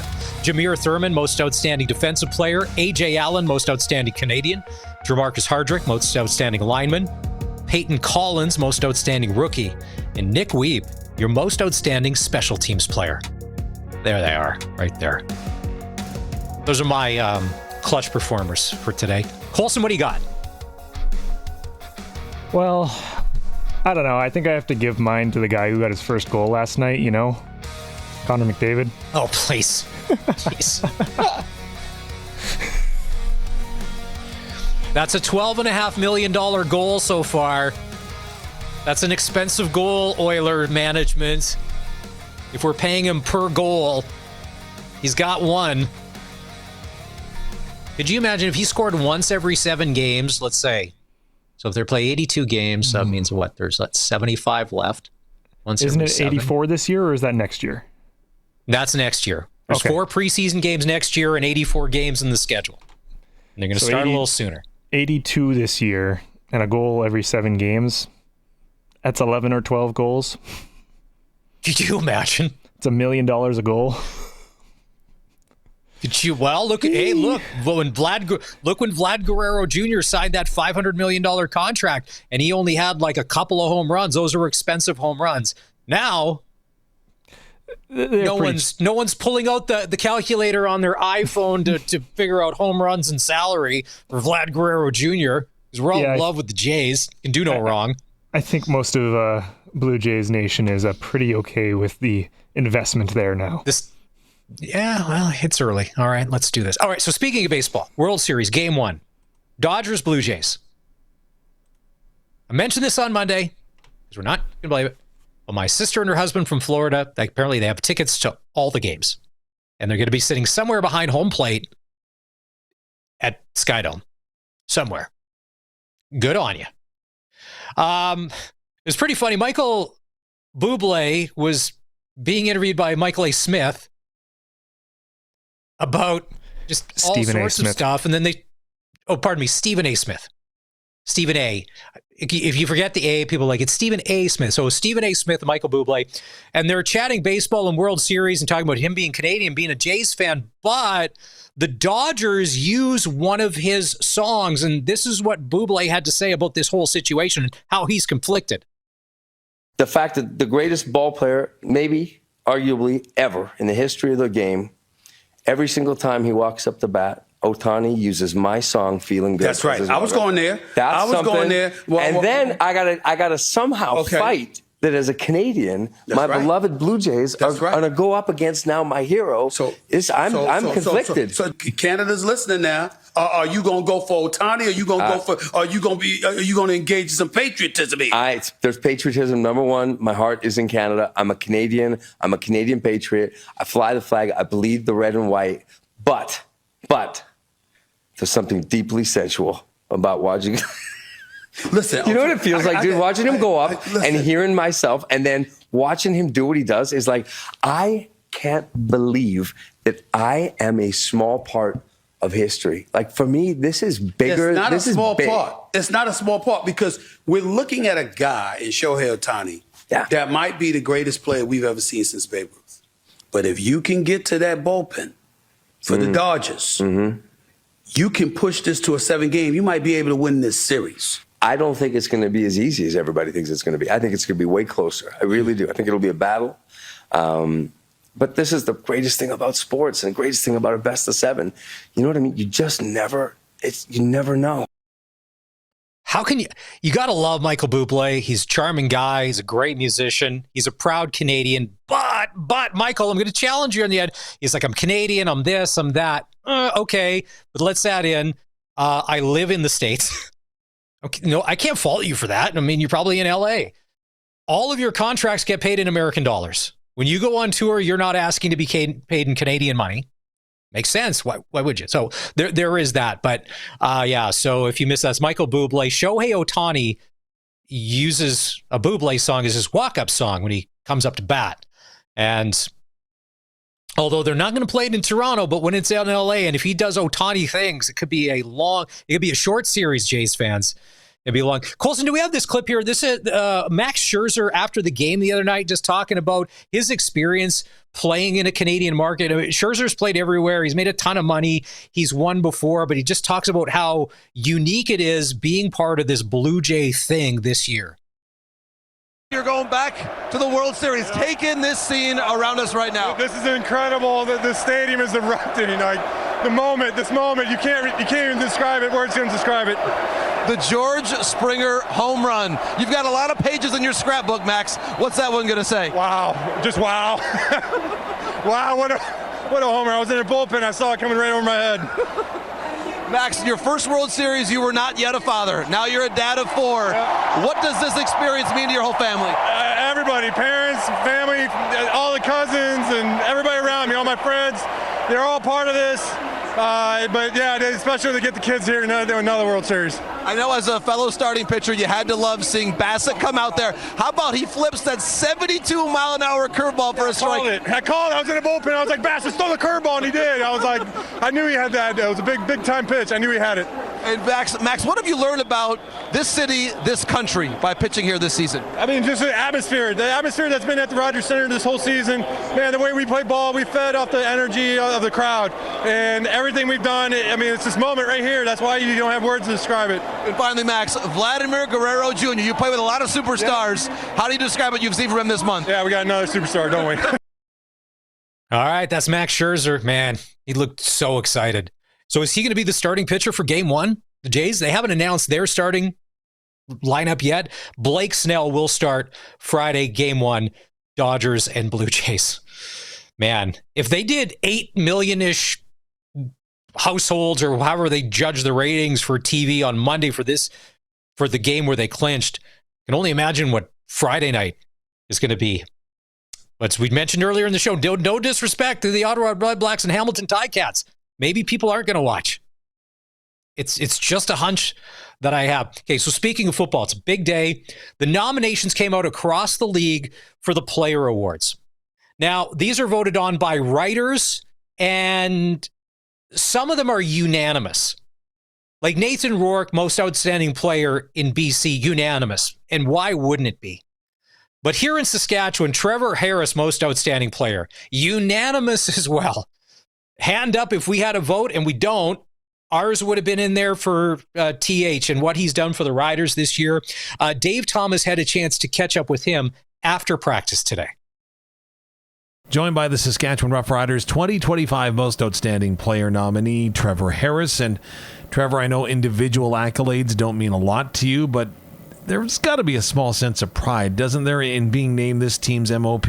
It's obviously a huge honor, and I'm very thankful, but we have a lot of deserving candidates, and this is the ultimate team sport. And so, it's like the turtle on a fence post, man. If you see a turtle up on a fence post, he didn't get there on his own. And I know it's a quote cliche, but it's the truth. And so, the fact that I'm sitting up here, not here by myself, it's O-line, it's AJ, it's receivers, it's people filling in, stepping up. Even when I was out, Jake stepping up and playing good football. And so it's very, very honor. I'm very, very thankful. But if it scored us points this weekend or in the playoffs, I'd like it a little bit more. Now, other nominees, Jamarcus Hardrick, Peyton Collins, in Rookie and Offensive Lineman of the Year, respectively, you get an opportunity to see their work up close week in and week out. And with the leadership that you've provided them, they believe that they've grown their game. What have you seen from those two individuals? It's awesome. They deserve it very much so. And shoot, I think we'd be remiss to not, mention the other guys. Shoot, Ferlin probably could have been or should have been O-Lineman of the Year last year, and he's had a tremendous year. We've had a lot of people step in at, the left guard, and obviously Brammer's been great. We've had Darius Washington come in. We've had a lot of people, a lot of moving parts, in that offensive line with DJ, and a lot of people starting to come in and just be stalwarts for us. And so for Peyton, it's awesome, because I have my nephew knows Peyton Collins. And so when he came in here, he kind of was just like telling me a little bit about that. And it's been fun to get to know him through the time. And obviously Yoshi doesn't need an introduction in this league. And, he's not one that wants pats on the back, but, I made sure I went up and congratulated him because last year what he went through with his leg and, fighting back, not only just to get back and be able to play, but play at the level he's been at has been awesome. Now, very early on in training camp, Trevor, you talked about being healthy and talked about a vision that you had for this team and this offense. How cool is it to start to see those dreams start to slowly become reality? Yeah, it's not really like the end thing I envisioned, right, obviously, but it's pretty darn cool. I mean, shoot, I think you could probably sit quite a few people up here next to me with Mueller and the quarterback room with everything we've done, preparation-wise, and AJ protect and block and catch and everything that he's done, and, the receivers with, Keyshawn and Dante and Sam and Shafe and Pick. I mean, the list goes on. Tommy, I don't want to... it's been great. But I think this group is, what we're capable of is what we're aiming toward, and we've maximized the regular season. But we've got tunnel vision on what we want to accomplish as a group together. But that all being said, this is very cool. I'm very, very thankful. I hope it can glorify my Lord and Savior Jesus Christ, and I'm just really thankful that I get to be the quarterback of this organization, and just pray that we can get our team goals done together, because that's what this game's about. In totality, you've won 11 games as the starting quarterback for the Saskatchewan Roughriders this season, thrown for 4,000 yards. Where does this MOP nominee all fall in and fit into that? Oh, it's pretty cool, but we still have one more game, and hopefully we can come out there and execute at the level that we think we're capable of, and I really feel good about where this group is at. And so, it's our job as leadership group on the team to make sure that, our vision is headed right toward where we want to go. And you can kind of feel a great shift in focus from this group over the last week and a half or so of, hey, we're gearing up to be the team that we need to be come this third Sunday in November. But to get there, it's just about the aggregate of marginal gains every day. And so for us, it's just about, approaching every day with a champion mentality. And as Mace has told us this year, we're on the clock, and we've got the group to do it. And so it's making sure that we're just maximizing every day. Is this the best that you've felt, Trevor Harris, 17 games into a season? I think from a mental standpoint, from an anticipatory standpoint, and layering throws and different types of throws, probably. But I would say a lot of that goes to our receiving core, to Mark Mueller and to AJ and our guys up front. And we've done a tremendous job of getting on the same page, and it's been a lot of hard work. And a lot of times it looks really good, and then there's times where it kind of takes a step back. But I really feel like this last month, it's really since like the second half of the Edmonton game, I really feel like we've started really pushing the envelope and getting pushing toward where we want to get to. I feel like we've been really efficient, and our offensive line's been great. Mueller's obviously been awesome all year, and so I feel like we're building toward what we need to get to. And and I still honestly feel like my best football is right in front of me. I really do. I know that probably get sick of hearing that and roll your eyes probably, but I really believe that. It's also the fourth time that you have been selected as the most outstanding player on your team.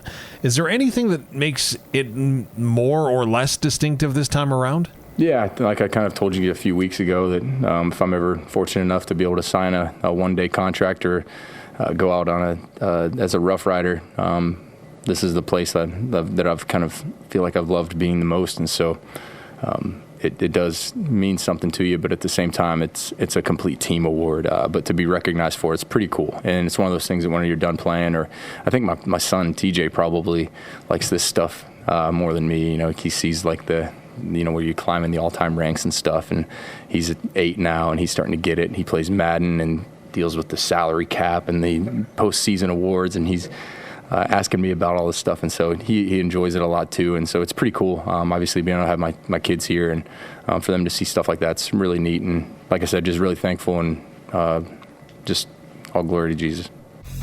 Pats are back in action tonight. They'll take on the Lethbridge Hurricanes at the Brandt Center. Pats, after that third win, have been playing better hockey as of late. You can hear Pat's hockey tonight starting at 6:30 right here on CKRM. Face-off will go at 7. Another action close to home. The Red Deer Rebels and Swift Current take on the Broncos. Prairie Junior Hockey League tonight. The Saskatoon Quakers take on the Wesleys. Saskatchewan AAA Yorkton Maulers will take on the Notre Dame Hounds in Wilcox. Face-off there is 7:30. Saskatchewan Female AAA Swift Current Wildcats taking on the Regina Rebels. The WHL Cup Team Sask is taking on Team BC. National Hockey League tonight, only 3 games. Montreal in Calgary to play the Flames. Their one and only trip this season. Face off there. It's early. It'll go at 6:30. NBA action tonight. You've got the Raptors in Atlanta. to take the Hawks. Thanks for being part of the Sports Cage. Just a couple minutes left in this hour number 2. We've chatted with Eric Francis so far today and Charleston Hughes. If you missed any of those interviews, you can always go back and catch the Sports Cage podcast, Apple, Spotify, or Amazon. Tomorrow night, we'll kick off Week 8 in the NFL. The 3-3 Minnesota Vikings are going to take on the 4-3 Los Angeles Chargers. But Sunday, the game of the week, if you ask me, is in the early window, that 11 a.m. window, where the Miami Dolphins will take on the Atlanta Falcons.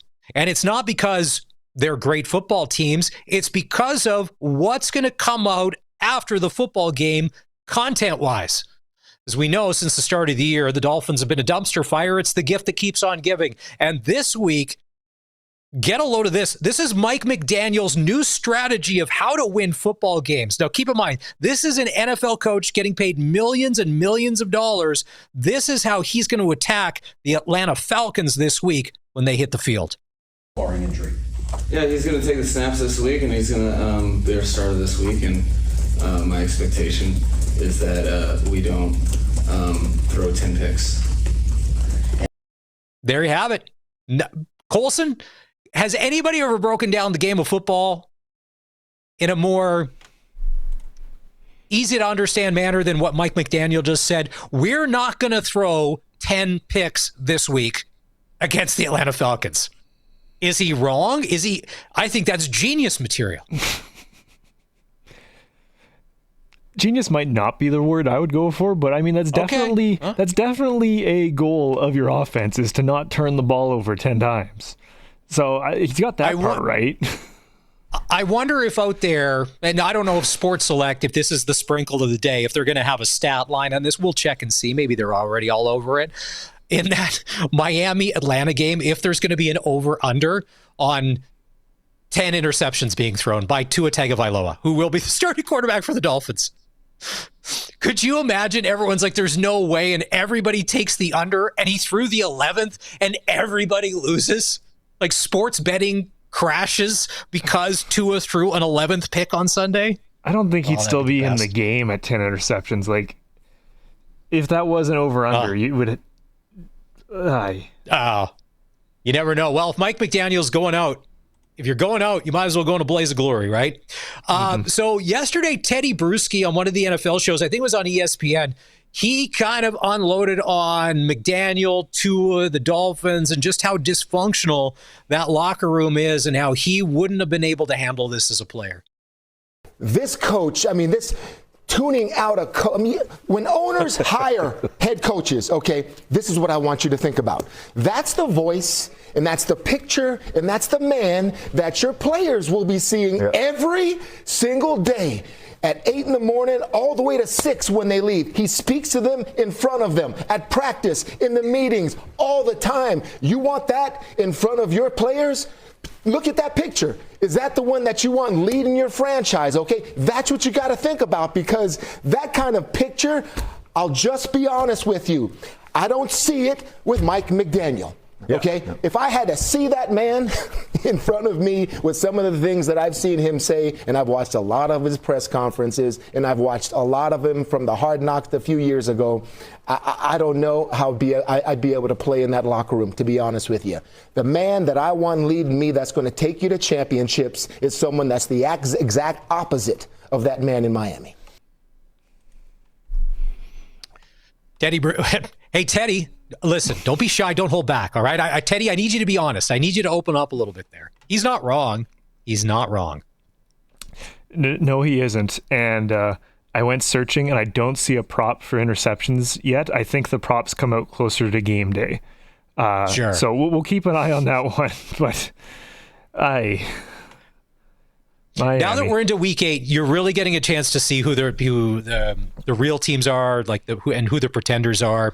Chicago at Baltimore, there's a chance that Lamar Jackson could be back this weekend. That hamstring could be healed up. Bears fans are getting a little too full of themselves. Bears fans, just remember, your team sucks. You never come through. You never win when it matters. Buffalo needs to get back on the winning track. They're at Carolina to take on the Panthers. Let's see. Jets, I'm cheering for the Jets because I want them to be 0-8, because I'm cheering for them. If they could go 0-17 this year under Aaron Glenn, that'd be fantastic. They take on the Bengals. This Joe Flacco Bengal offense. Niners and Texans. That's one thing that Dolphins fans can take solace in. They're not the Jets. Yeah, it's funny, same division, just how garbage.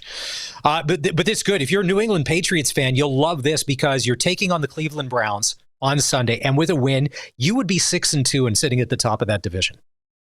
Close to a playoff spot as we get into it. Giants at Eagles, then Sunday late games, Tampa at New Orleans. Tampa's got to win. Dallas at Denver. If the Cowboys can win that, the Cowboys are for real. Tennessee at Indy. Indianapolis is good. And then Sunday Night Football. This is a crazy stat. Even with Aaron Rodgers, Brett Favre, the Green Bay Packers, I guess they haven't won in Pittsburgh against the Steelers since 1970. Can they break the streak? We'll find out. All right, time to take a break. When we come back, we'll kick off hour number 3. We're going to talk to Ken King, who's a contributor for Jays Journal. He's all over the Jays and the Dodgers for the World Series with Game 1 on Friday. Stand by. This is the Sports Cage on 620 CKRM. Hey, how are you? Final hour of the show on this Wednesday afternoon. It's Maz, and we've talked a lot of football today. The nominees are out for the Player Awards in the Canadian Football League. Trevor Harris, Most Outstanding Player for the Saskatchewan Roughriders. That is unanimous. Most Outstanding Defender is Jameer Thurman. And Outstanding Canadian is A.J. Allen. He's had a heck of a season. Don't forget, Saskatchewan Roughrider Foundation 50-50. This week, it's an all-inclusive week in Cabo.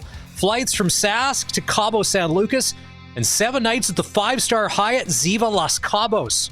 Or, now it depends, like last week, when it was snowing and raining, you would have taken those 2 tickets to Cabo in a second.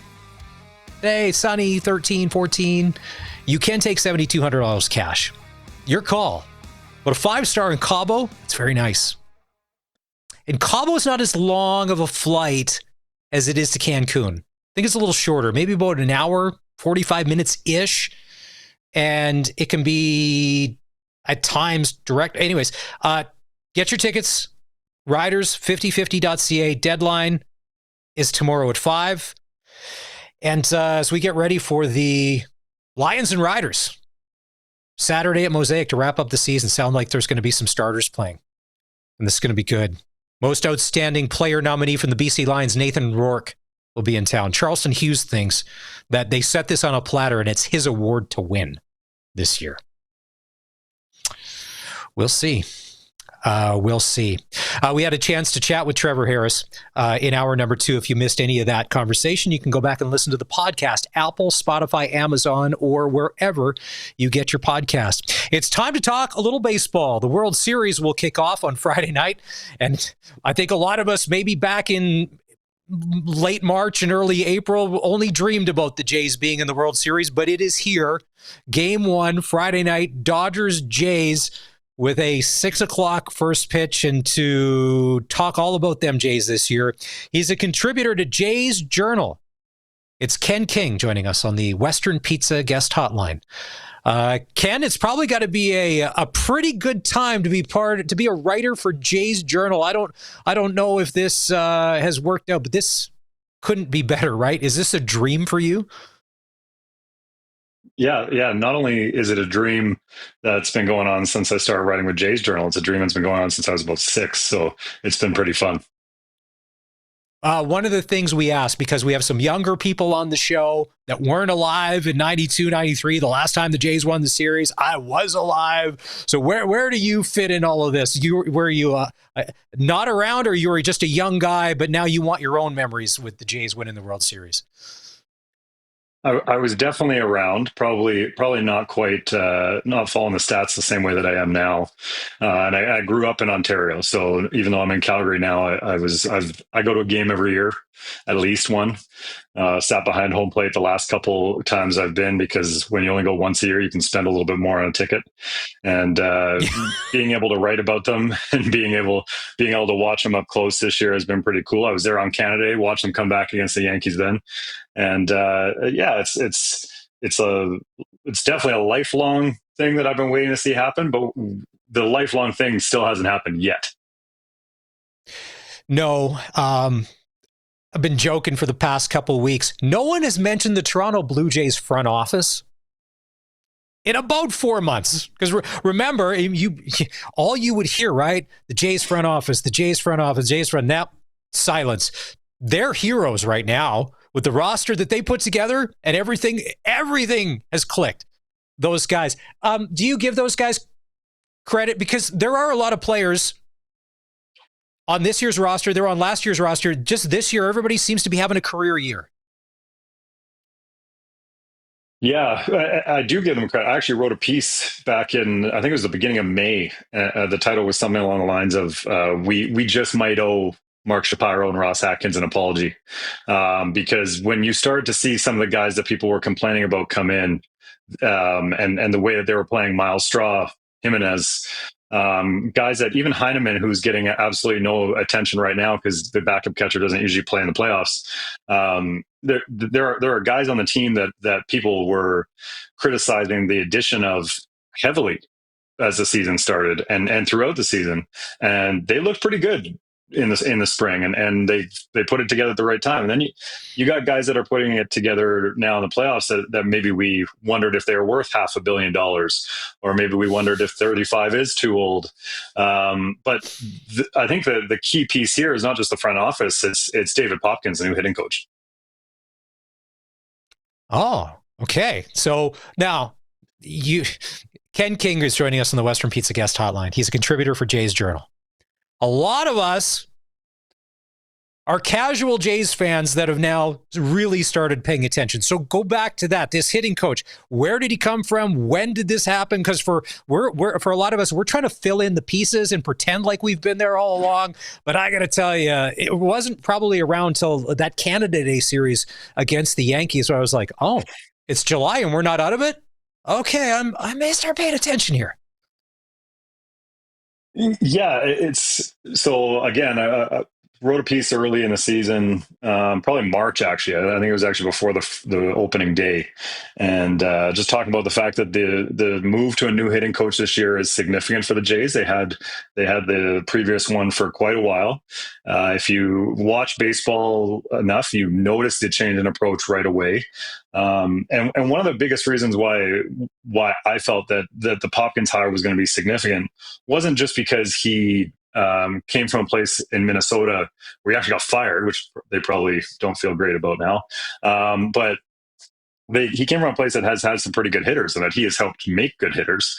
It was also because he's not that you have to be young to apply analytics, but he's a younger guy who applies analytics in a healthy way. Sometimes people can be a little ham-fisted with application of analytics, where you're just only looking at the law of averages and how good this guy is against everybody who's left-handed on a day where the sun's shining at this angle. And you forget to actually coach the game and coach the people. And he's somebody who coaches the people and gives them a lot of freedom to make decisions at the plate on their own. And he definitely uses the analytics, but once they're walking up to the plate, he's essentially teaching them to trust themselves and just go with their gut and go with what got them there in the first place, which obviously now it's easy to say is the right move. Okay, so if there was a new hitting coach come in, so we see a lot of guys doing well, but you obviously watch the game a little differently. To you, who are the one and two guys that he's made the most improvements with from where they were to where they are now? That's a tough question. I think the obvious one is George Springer. George Springer, for people who haven't been watching for the last couple of years, there was people that were saying that maybe he shouldn't be playing every day this year. He's still a great hitter, but he was hurt a lot. He was still playing in the outfield previously, whereas this year he DHs a lot more and doesn't have to play the field, so he's been healthier. But he wasn't quite performing at the same level, and that's a big deal because literally he has a big deal. They've spent a lot of money on him over a long time. And he's obviously at age 35, which I want to say for everybody who's been calling him super old all year, that's offensive to those of us that are 35 and older.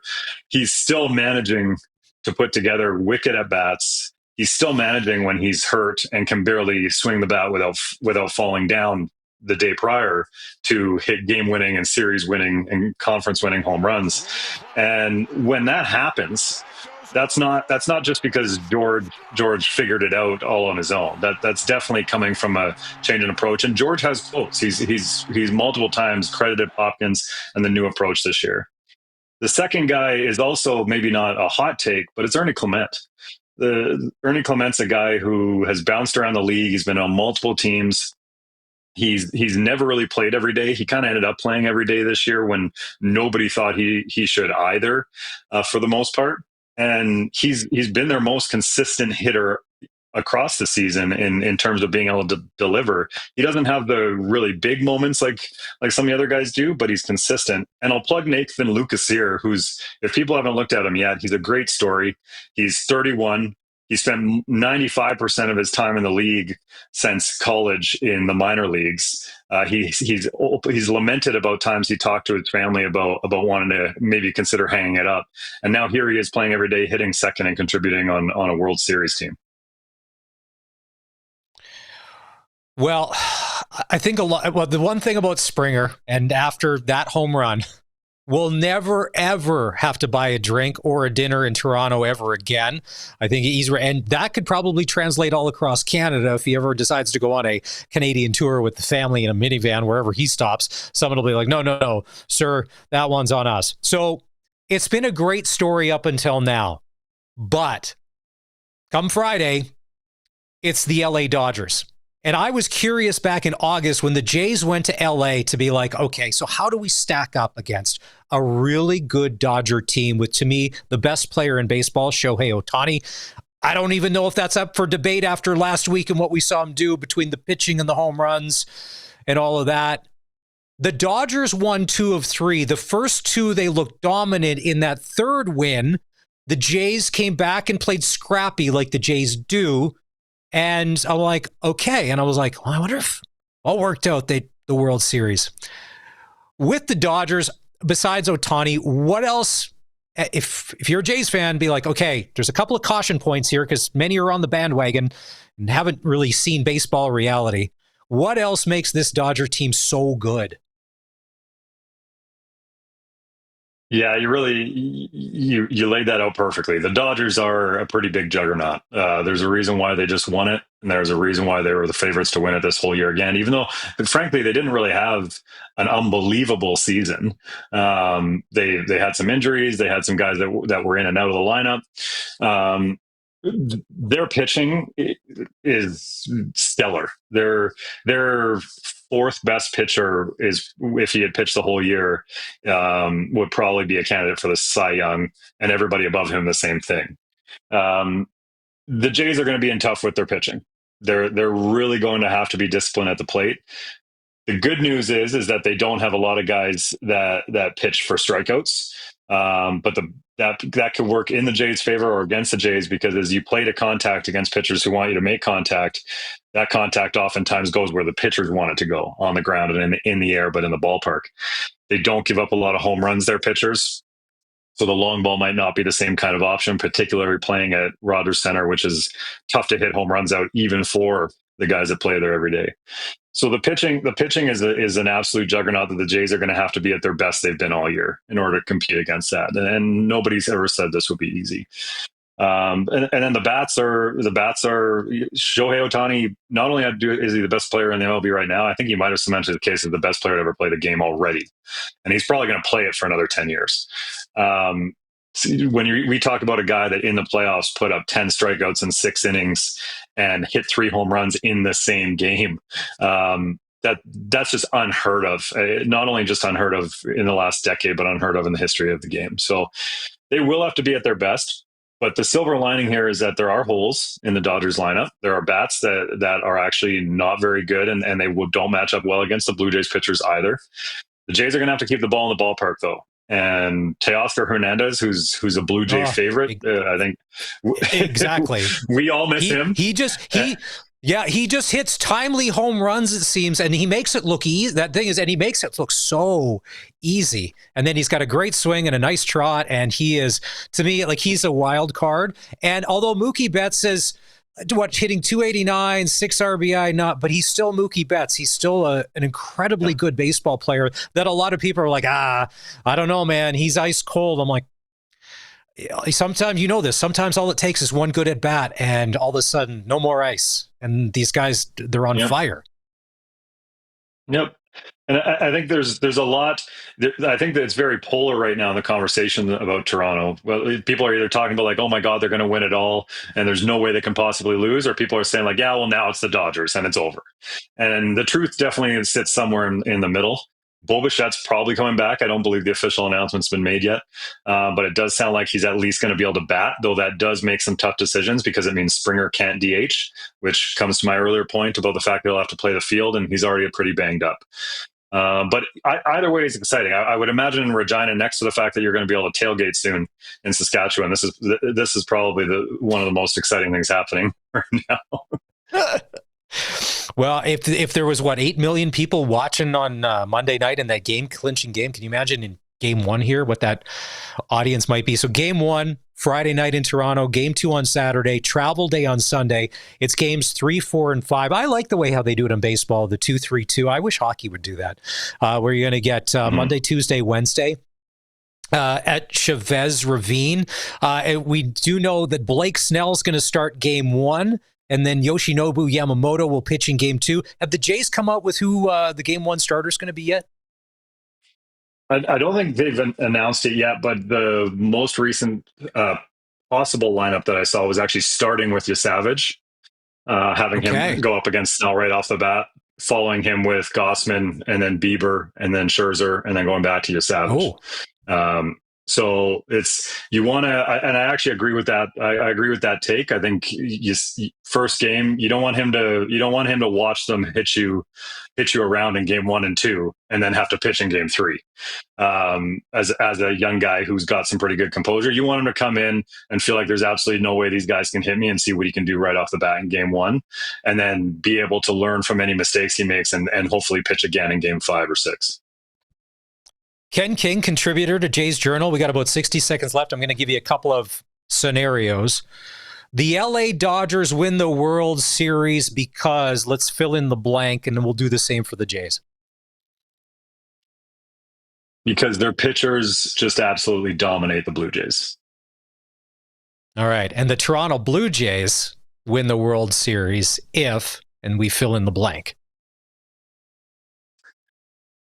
If the tailgating law in Saskatchewan actually passes, and the bats at the top of the Blue Jays lineup can clean up the runners that are definitely going to be on base, if they hit with runners in scoring position, the Blue Jays can definitely win the World Series. Yeah. I hate to break it to you, but in Saskatchewan, sometimes you don't need something to be legal for it to be happening or not happening. So tailgating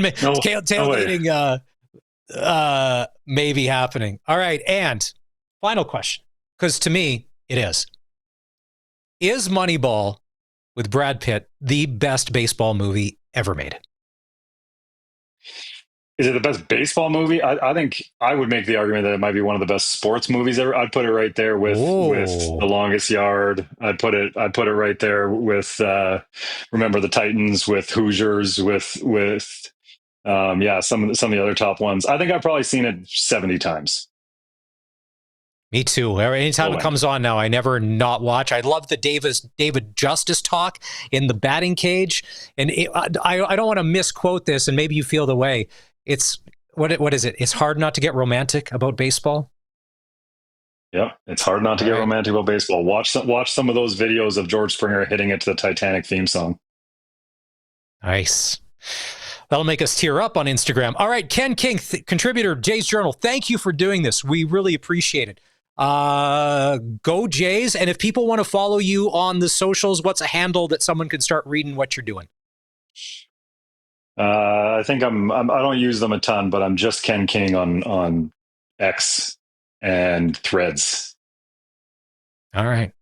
Threads. Man, I haven't heard that in a while. Mark Zuckerberg. Sometimes, every once in a while, you don't have a great idea. Anyways, Ken, have a great night. Go Jays. We appreciate it. Time to take a break here on the Sports Cage. And when we come back, we're going to hear from defensive Our most outstanding defensive player of the year nominee, Jameer Thurman from the Saskatchewan Roughriders. She's just one of the 6 nominees today that got the nod. Dave Thomas had a chance to catch up with him. We'll do that next. This is the Sports Cage on 620 CKRM. They host the Lethbridge Hurricanes tonight at the Brand Center. Face-off goes at 7 o'clock, which means Regina Pats Hockey is right here on 620 CKRM, starting with the pregame show at 6:30. Another action, the Red Deer Rebels in Swift Current to take on the Broncos. Prairie Junior Hockey League, the all-Saskatoon battle, Quakers versus Wesleys. Saskatchewan AAA, you've got the Maulers in Notre Dame to take on the Hounds. Saskatchewan Female AAA, the Swift Current Wildcats here in Regina to take on the Rebels. WHL Cup today, Saskatchewan's taking on BC. NHL tonight, 3 games, including the Montreal Canadiens in Calgary to take on the Flames. That's a 6:30 face-off. And tipping off here in just a couple of minutes, the Toronto Raptors taking on the Atlanta Hawks. The nominations were handed out today for the Player Awards in the CFL. For the Saskatchewan Roughriders, it was unanimous. Most outstanding player went to Trevor Harris. Most outstanding player on the defensive side of the ball went to second-year rider Jameer Thurman. And Dave Thomas had a chance to catch up with Jameer after practice today. Jameer Thurman is the Saskatchewan Roughriders' most outstanding defensive player nominee. And Jameer, if you look at your X account, one might suggest that you think that A.J. Allen should be sitting where you are. Is that right? Well, I thought, A.J. had a tremendous season, and then, playing next to him, we were going back and forth from him making plays. I felt like it could have went to either one of us. What I meant with the tweet was there was multiple weeks, really months of them putting out lists of most outstanding Canadians, and he was never on any of them. So I just felt that, the respect wasn't there, and I needed to voice my opinion for my guy. So kidding aside, what does the defensive outstanding player nominee mean to you? It means a lot. We got a lot of great guys on our defense. I mean, I feel like it was a lot of guys that could have won it. We had Rowe last year that won it, should have won MOP. But it's a lot of plays to be made, and a lot of guys have made those. I'm just fortunate enough, to have won it this year. You've had great seasons before where you haven't received this nomination. What does this mean? It does feel good. I'm not gonna lie, it does feel good, But at the end of the day, I pride myself on, just doing my job. The plays are going to come. I make the plays that come my way. It's some games when I don't really get a lot of action, but, I think that is more of a respect thing than anything. So, the plays, that come my way, I make, and, I'm just glad that I'm able to finally get one, You had a great year in green and white in your first season last year here in Riderville. Has anything changed year over year or distinguished itself between this year and last year? I mean, last year it was rough, playing with a torn bicep most of the year. But no, this year, I just want to continue to grow, with the guys that we had on our team, and as a defense, second year in the system with Mace and everything. I just wanted to, take that next step. I thought I did a pretty good job. There were some plays that still could have made, but I think we did a pretty good job of setting a standard defensively as a defense. And, the plays that came our way, we made. And, that's why we're number 1 defense in the league. There's a young linebacker group that is in that linebacker room that looks up to you, and I know that they revere the things that you are doing on and off the field. Tell me what it is like to lead that group. I take it upon myself. I try to help guys as much as I can, as far as understanding the game, letting them know where I'm going to be at when there's times where they can, take a chance on a play that possibly is going to be there, and I'll cover for them. I'm just always trying to look out for guys and have them make the plays that they can make, and when it comes my way, I'm trying to do the same thing. But having that, communication across the board of understanding, all right, this is what they're trying to do here. When you see this, let's you go take this, and then I'll cover you. It just gives guys that confidence that, all right, I got an opportunity here to make a big play and change the momentum of this game. And when I have those guys out there, when they have that out there and they go and make those plays, I'm excited just as much for them as, they are for themselves. So, back inside that room, one such player is young Nick Wiebe, who's being nominated for his special teams work this season. What have you seen from him and the group as a whole? The linebackers have been making some plays this year. I will say that, between me, AJ, and Nick. And Nick has been battling, even last year, not playing as much as he would have liked. And then this year, having that bounce back, and being the ace on teams for us, he fought. He works hard. He's in here earliest every single day, and he's one of the last to leave. He does everything the right way, and he take care of his body. So I think Nick is taking a tremendous step, and this is just only the beginning for him. I guess lastly, Jameer Thurman, what does it mean to you at this point in your career to get the nomination for Defensive Player of the Year with the Saskatchewan Roughriders? At the end of the day, I play for championships. This award, it means a lot. I don't want to discredit it at all. It really means a lot. I put a lot of work in over the years. I played with a lot of great linebackers next to me, and they've helped me shape me into the player that I am today. So this means a lot to me. But at the end of the day, it's more. This is a team game, and the guys around me. A lot of the plays I wouldn't have been able to make without the people out there on the field with me. So I just appreciate the honor, and just decided to go out there and continue playing with the guys. All right, Jameer Thurman, most outstanding defensive player of the year nominee. So Colson, I wasn't crazy. I didn't see his tweet on X. I said in hour one of the show that, to me, A.J. Allen could be, he's the most outstanding Canadian, but he could be, in my mind, the defensive player of the year, only for the fact that he didn't start and play all season. But if he had, he could have. And obviously, Jameer feels the same way. So, and I had no idea he even said that. And that's no slight. But Jameer Thurman's Jameer Thurman. I don't care. Even Jameer Thurman, look at last year. I didn't know he played with a torn pec the whole year. He was still one of the best players on defense. He could always be up for this award no matter what year, what team in the CFL, in my mind. Oh, yeah. Easy. I'm just trying to look. When did AJ start playing this year? Because he was thrust in like week 1, wasn't he? Or was it just more packages? I don't remember. Starter wise, wasn't it when was it when CJ Avery went down, Aubrey Miller? If somebody got hurt, yeah, and then he had to come in at linebacker Canadian. So I can't remember. Yeah, it was week 1 of the early. CFL season seems about 8 years ago. So it seems like forever ago. Not wrong. The point I was trying to get to is I saw somewhere like he's been in like, what was it? He's got 84 defensive tackles, but he's been in like 90, 95, 96 defensive plays or whatever, right? So that's fumbles, interceptions, etc. That's all of the things that you contribute on defense, right? And the league leaders like Beverett and Montreal and them, right? They're just in like the 100s, 110s. So like he is right behind them in his first year fully playing defense. Like, yeah, absolutely that gets you some nominations. So 100% AJ's just been playing out of his mind. And Jameer, I think he called himself Pops there. I wasn't 100% sure, but he was saying like, yeah, let the young players go make their plays and Pops has your back. I think he said. I'm not going to keep calling him that because I don't want to get in trouble with Jameer Thurman. But just having that guy who's holding the defense together, 100% deserves nomination. I think the only person he didn't thank for him being at the spot he is in his career is Charleston Hughes, who Charleston has said, when he was a young pup in Calgary, mentored him. I mean, really, it was all the mentorship passed on down. But even Charleston said he's the guy on that defense. Mm-hmm. He's the guy. It all flows through him. Whether they're up or whether they're down, he is that guy. And once again, I was so happy 2 years ago when we signed him, and I hope he never, ever is not a Saskatchewan Roughrider because he is way better. He mentions in the interview Nick Wiebe, special teams ace for the Saskatchewan Roughriders, and he was nominated most outstanding special teams player, and Dave Thomas had a chance to catch up with him. Nick Wiebe nominated as the Saskatchewan Roughriders Special Teams Player of the Year. What does that mean to you, Nick?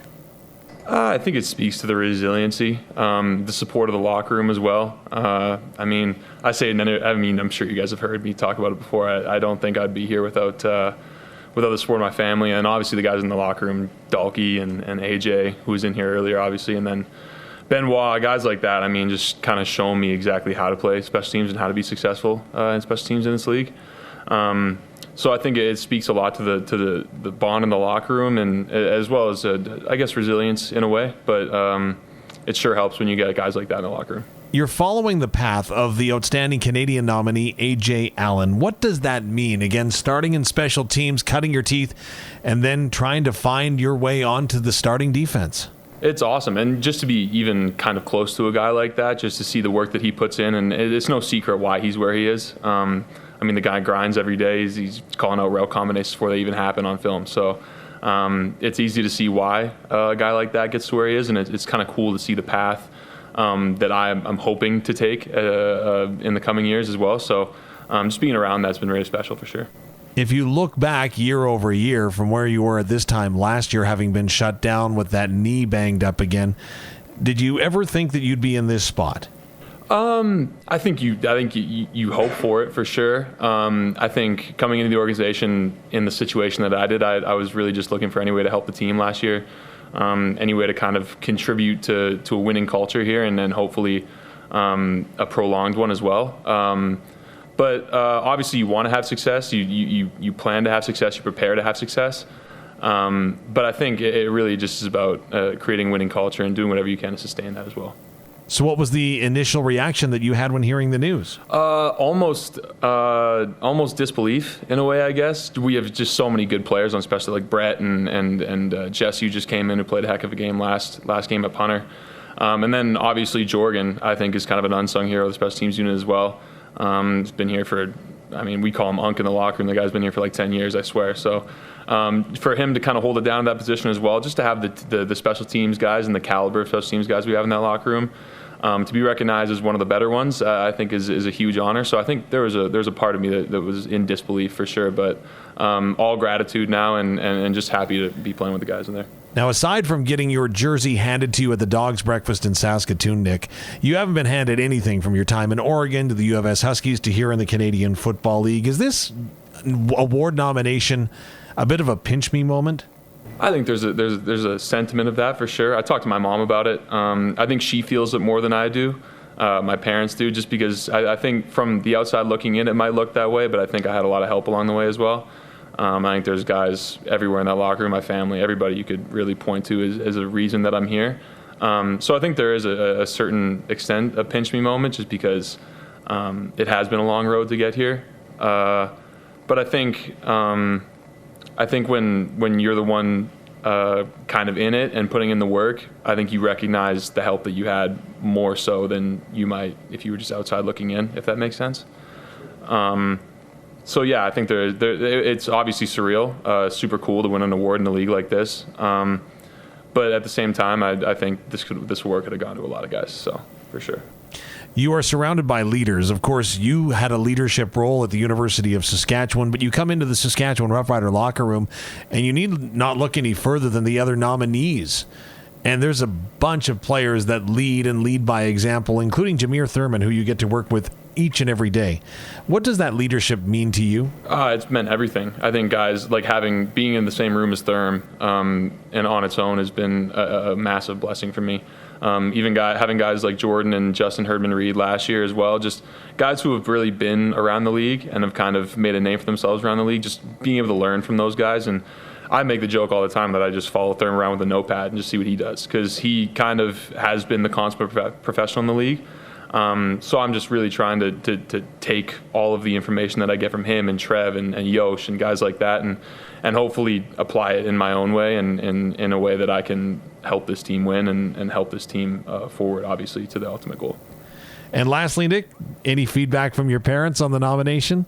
I'm sure my dad will tell me I could have had 5 more tackles this year, so I'll talk to him later. But I talked to my mom briefly about it. She's super proud, obviously, and just kind of the family group chat's been going a little crazy this morning, which has been cool to see for sure. But yeah, I haven't had a chance to talk to them as much yet, but I'm sure I'll get on the phone with them right after this. We don't have a lot of time left in today's show. SaskTel, pick the score if you want to get in. 936-6262. First name, last name, and who do you think is going to win this weekend? Riders, Lions. Last week I went 4-0. This week I'm going to go Hamilton, Calgary, Montreal, and I think BC beat Saskatchewan 31-23. There's going to be starters playing, but unless it's all in full game, like for BC, who's trying to go for a home playoff game, I'm like, it could be 12-6 when all is said and done for your Saskatchewan Roughriders. Hey, thanks for being part of the show today. If you've missed any of it, we had Charleston Hughes on in hour 1, Eric Francis in hour number 2, and Ken King, contributor for Jays Journal, talking all things Jays. You can get that on the SportsCage podcast, Apple, Amazon, or Spotify here in just a little bit after the show is done. We'll wrap things today with the Junior Football Report and Dave Thomas. This is the SportsCage Junior Football Report with Dave Thomas. The Prairie Football Conference Final is set. The defending champion, Regina Thunder, will host the Saskatoon Hilltops on Sunday afternoon at Mosaic Stadium. In last week's semifinal, the Thunder advanced with a 40-10 win over the Edmonton Huskies. Thunder receiver Andrew Sweeney had 2 receptions for 67 yards and a pair of touchdowns. And he joins me now. Andrew, what did those numbers mean to you?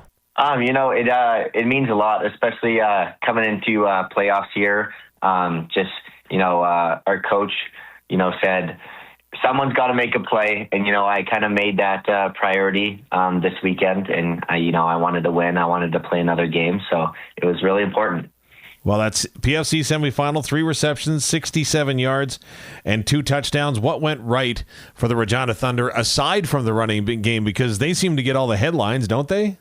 Yeah, of course. Our run game is really, really good. But whenever we pass the ball, I think we just got to make every opportunity we can out of that. So, when I get the ball in my hands, all I want to do is get down to the end zone.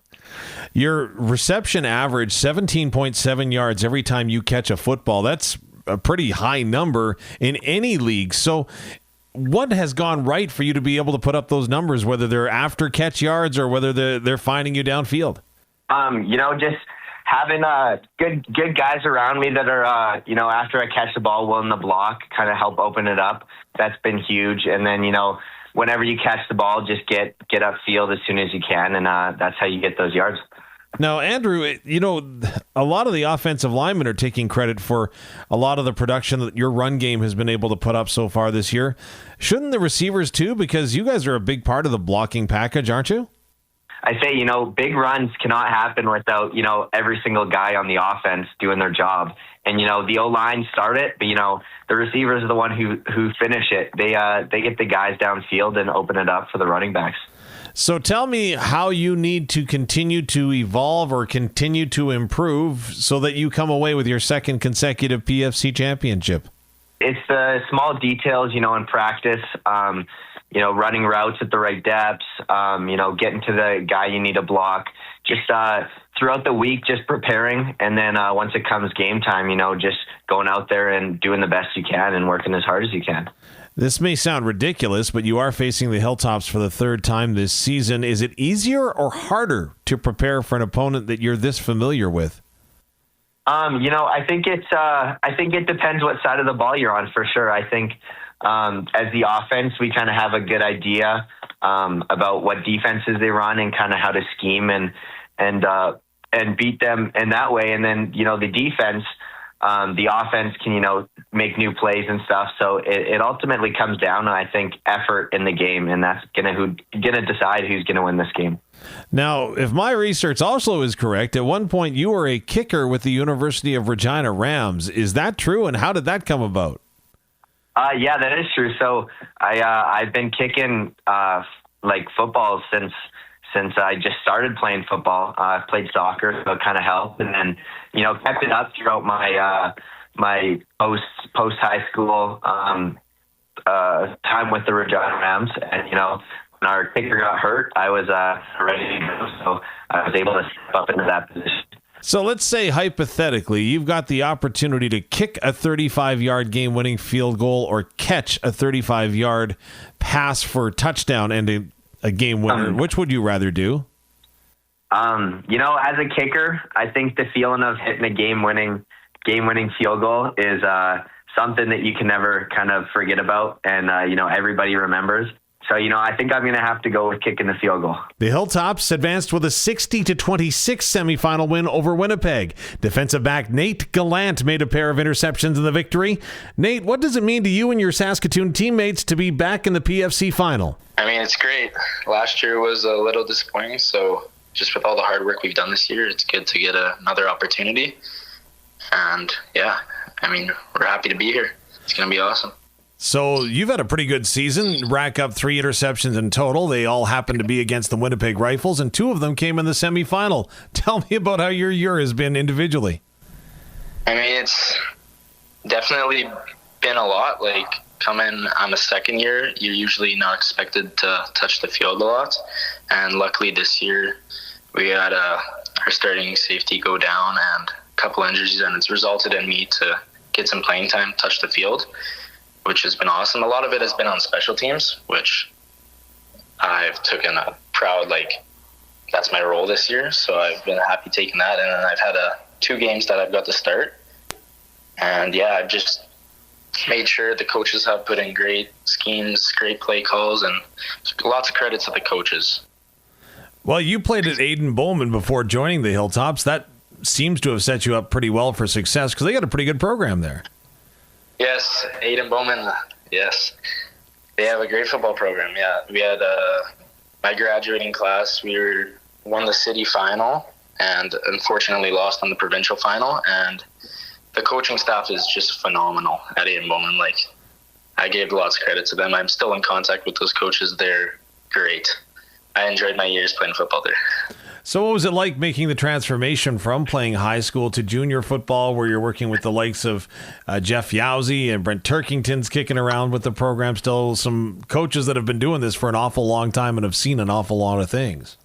At first, I was very nervous because it's such a historic program, so many great things. And a young guy coming in, you're definitely scared a little bit and nervous, but the coaches are phenomenal and I appreciate them very much. And yeah, it's just such a good program.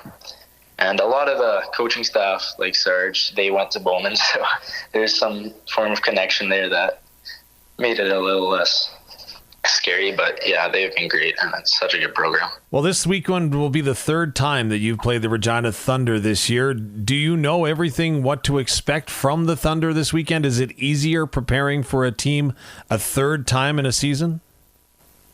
I mean, the Regina Thunder, they're a great team, and you have to give them respect for all that they've done this year. And I think us versus them, it's the best rivalry in the CJFL, so it's always a great game. It's always physical. It's going to be awesome. As a defensive back, are you worried about how much work you might get? Because the Thunder have run for over 1,000 yards in their last 2 games. Coaches will put in great schemes and great play calls, and I'm sure the coaches will give us something good to work with. The game's going to be played at Mosaic Stadium. Does it matter where this game is played between 2 provincial rivals? I think no matter what, honestly, it's going to be a great game, physical. Last year, definitely losing that PFC final at home was a bit heartbreaking, and I think it's going to be good to get a second chance here. And yeah, I think Mosaic Stadium's a nice arena. It's going to be fun. Nate, you started the conversation by saying how you were excited to get another shot, essentially, at the Regina Thunder. Has that been a source of motivation all year long to build up to this PFC final? Almost definitely. I think any 4th years from last year and younger returning, just experiencing that loss, I think it's definitely extra motivation this year. So what do you need to do to hoist a trophy at the end of the ball game on Sunday afternoon? Yeah, 1 week at a time. Just execution of the little things. Every play, we got to be fast and physical. Discipline, execution. It's the basics. Kickoff Sunday afternoon is at 1 p.m. at Mosaic Stadium. And that's the Junior Football Report. I'm Dave Thomas.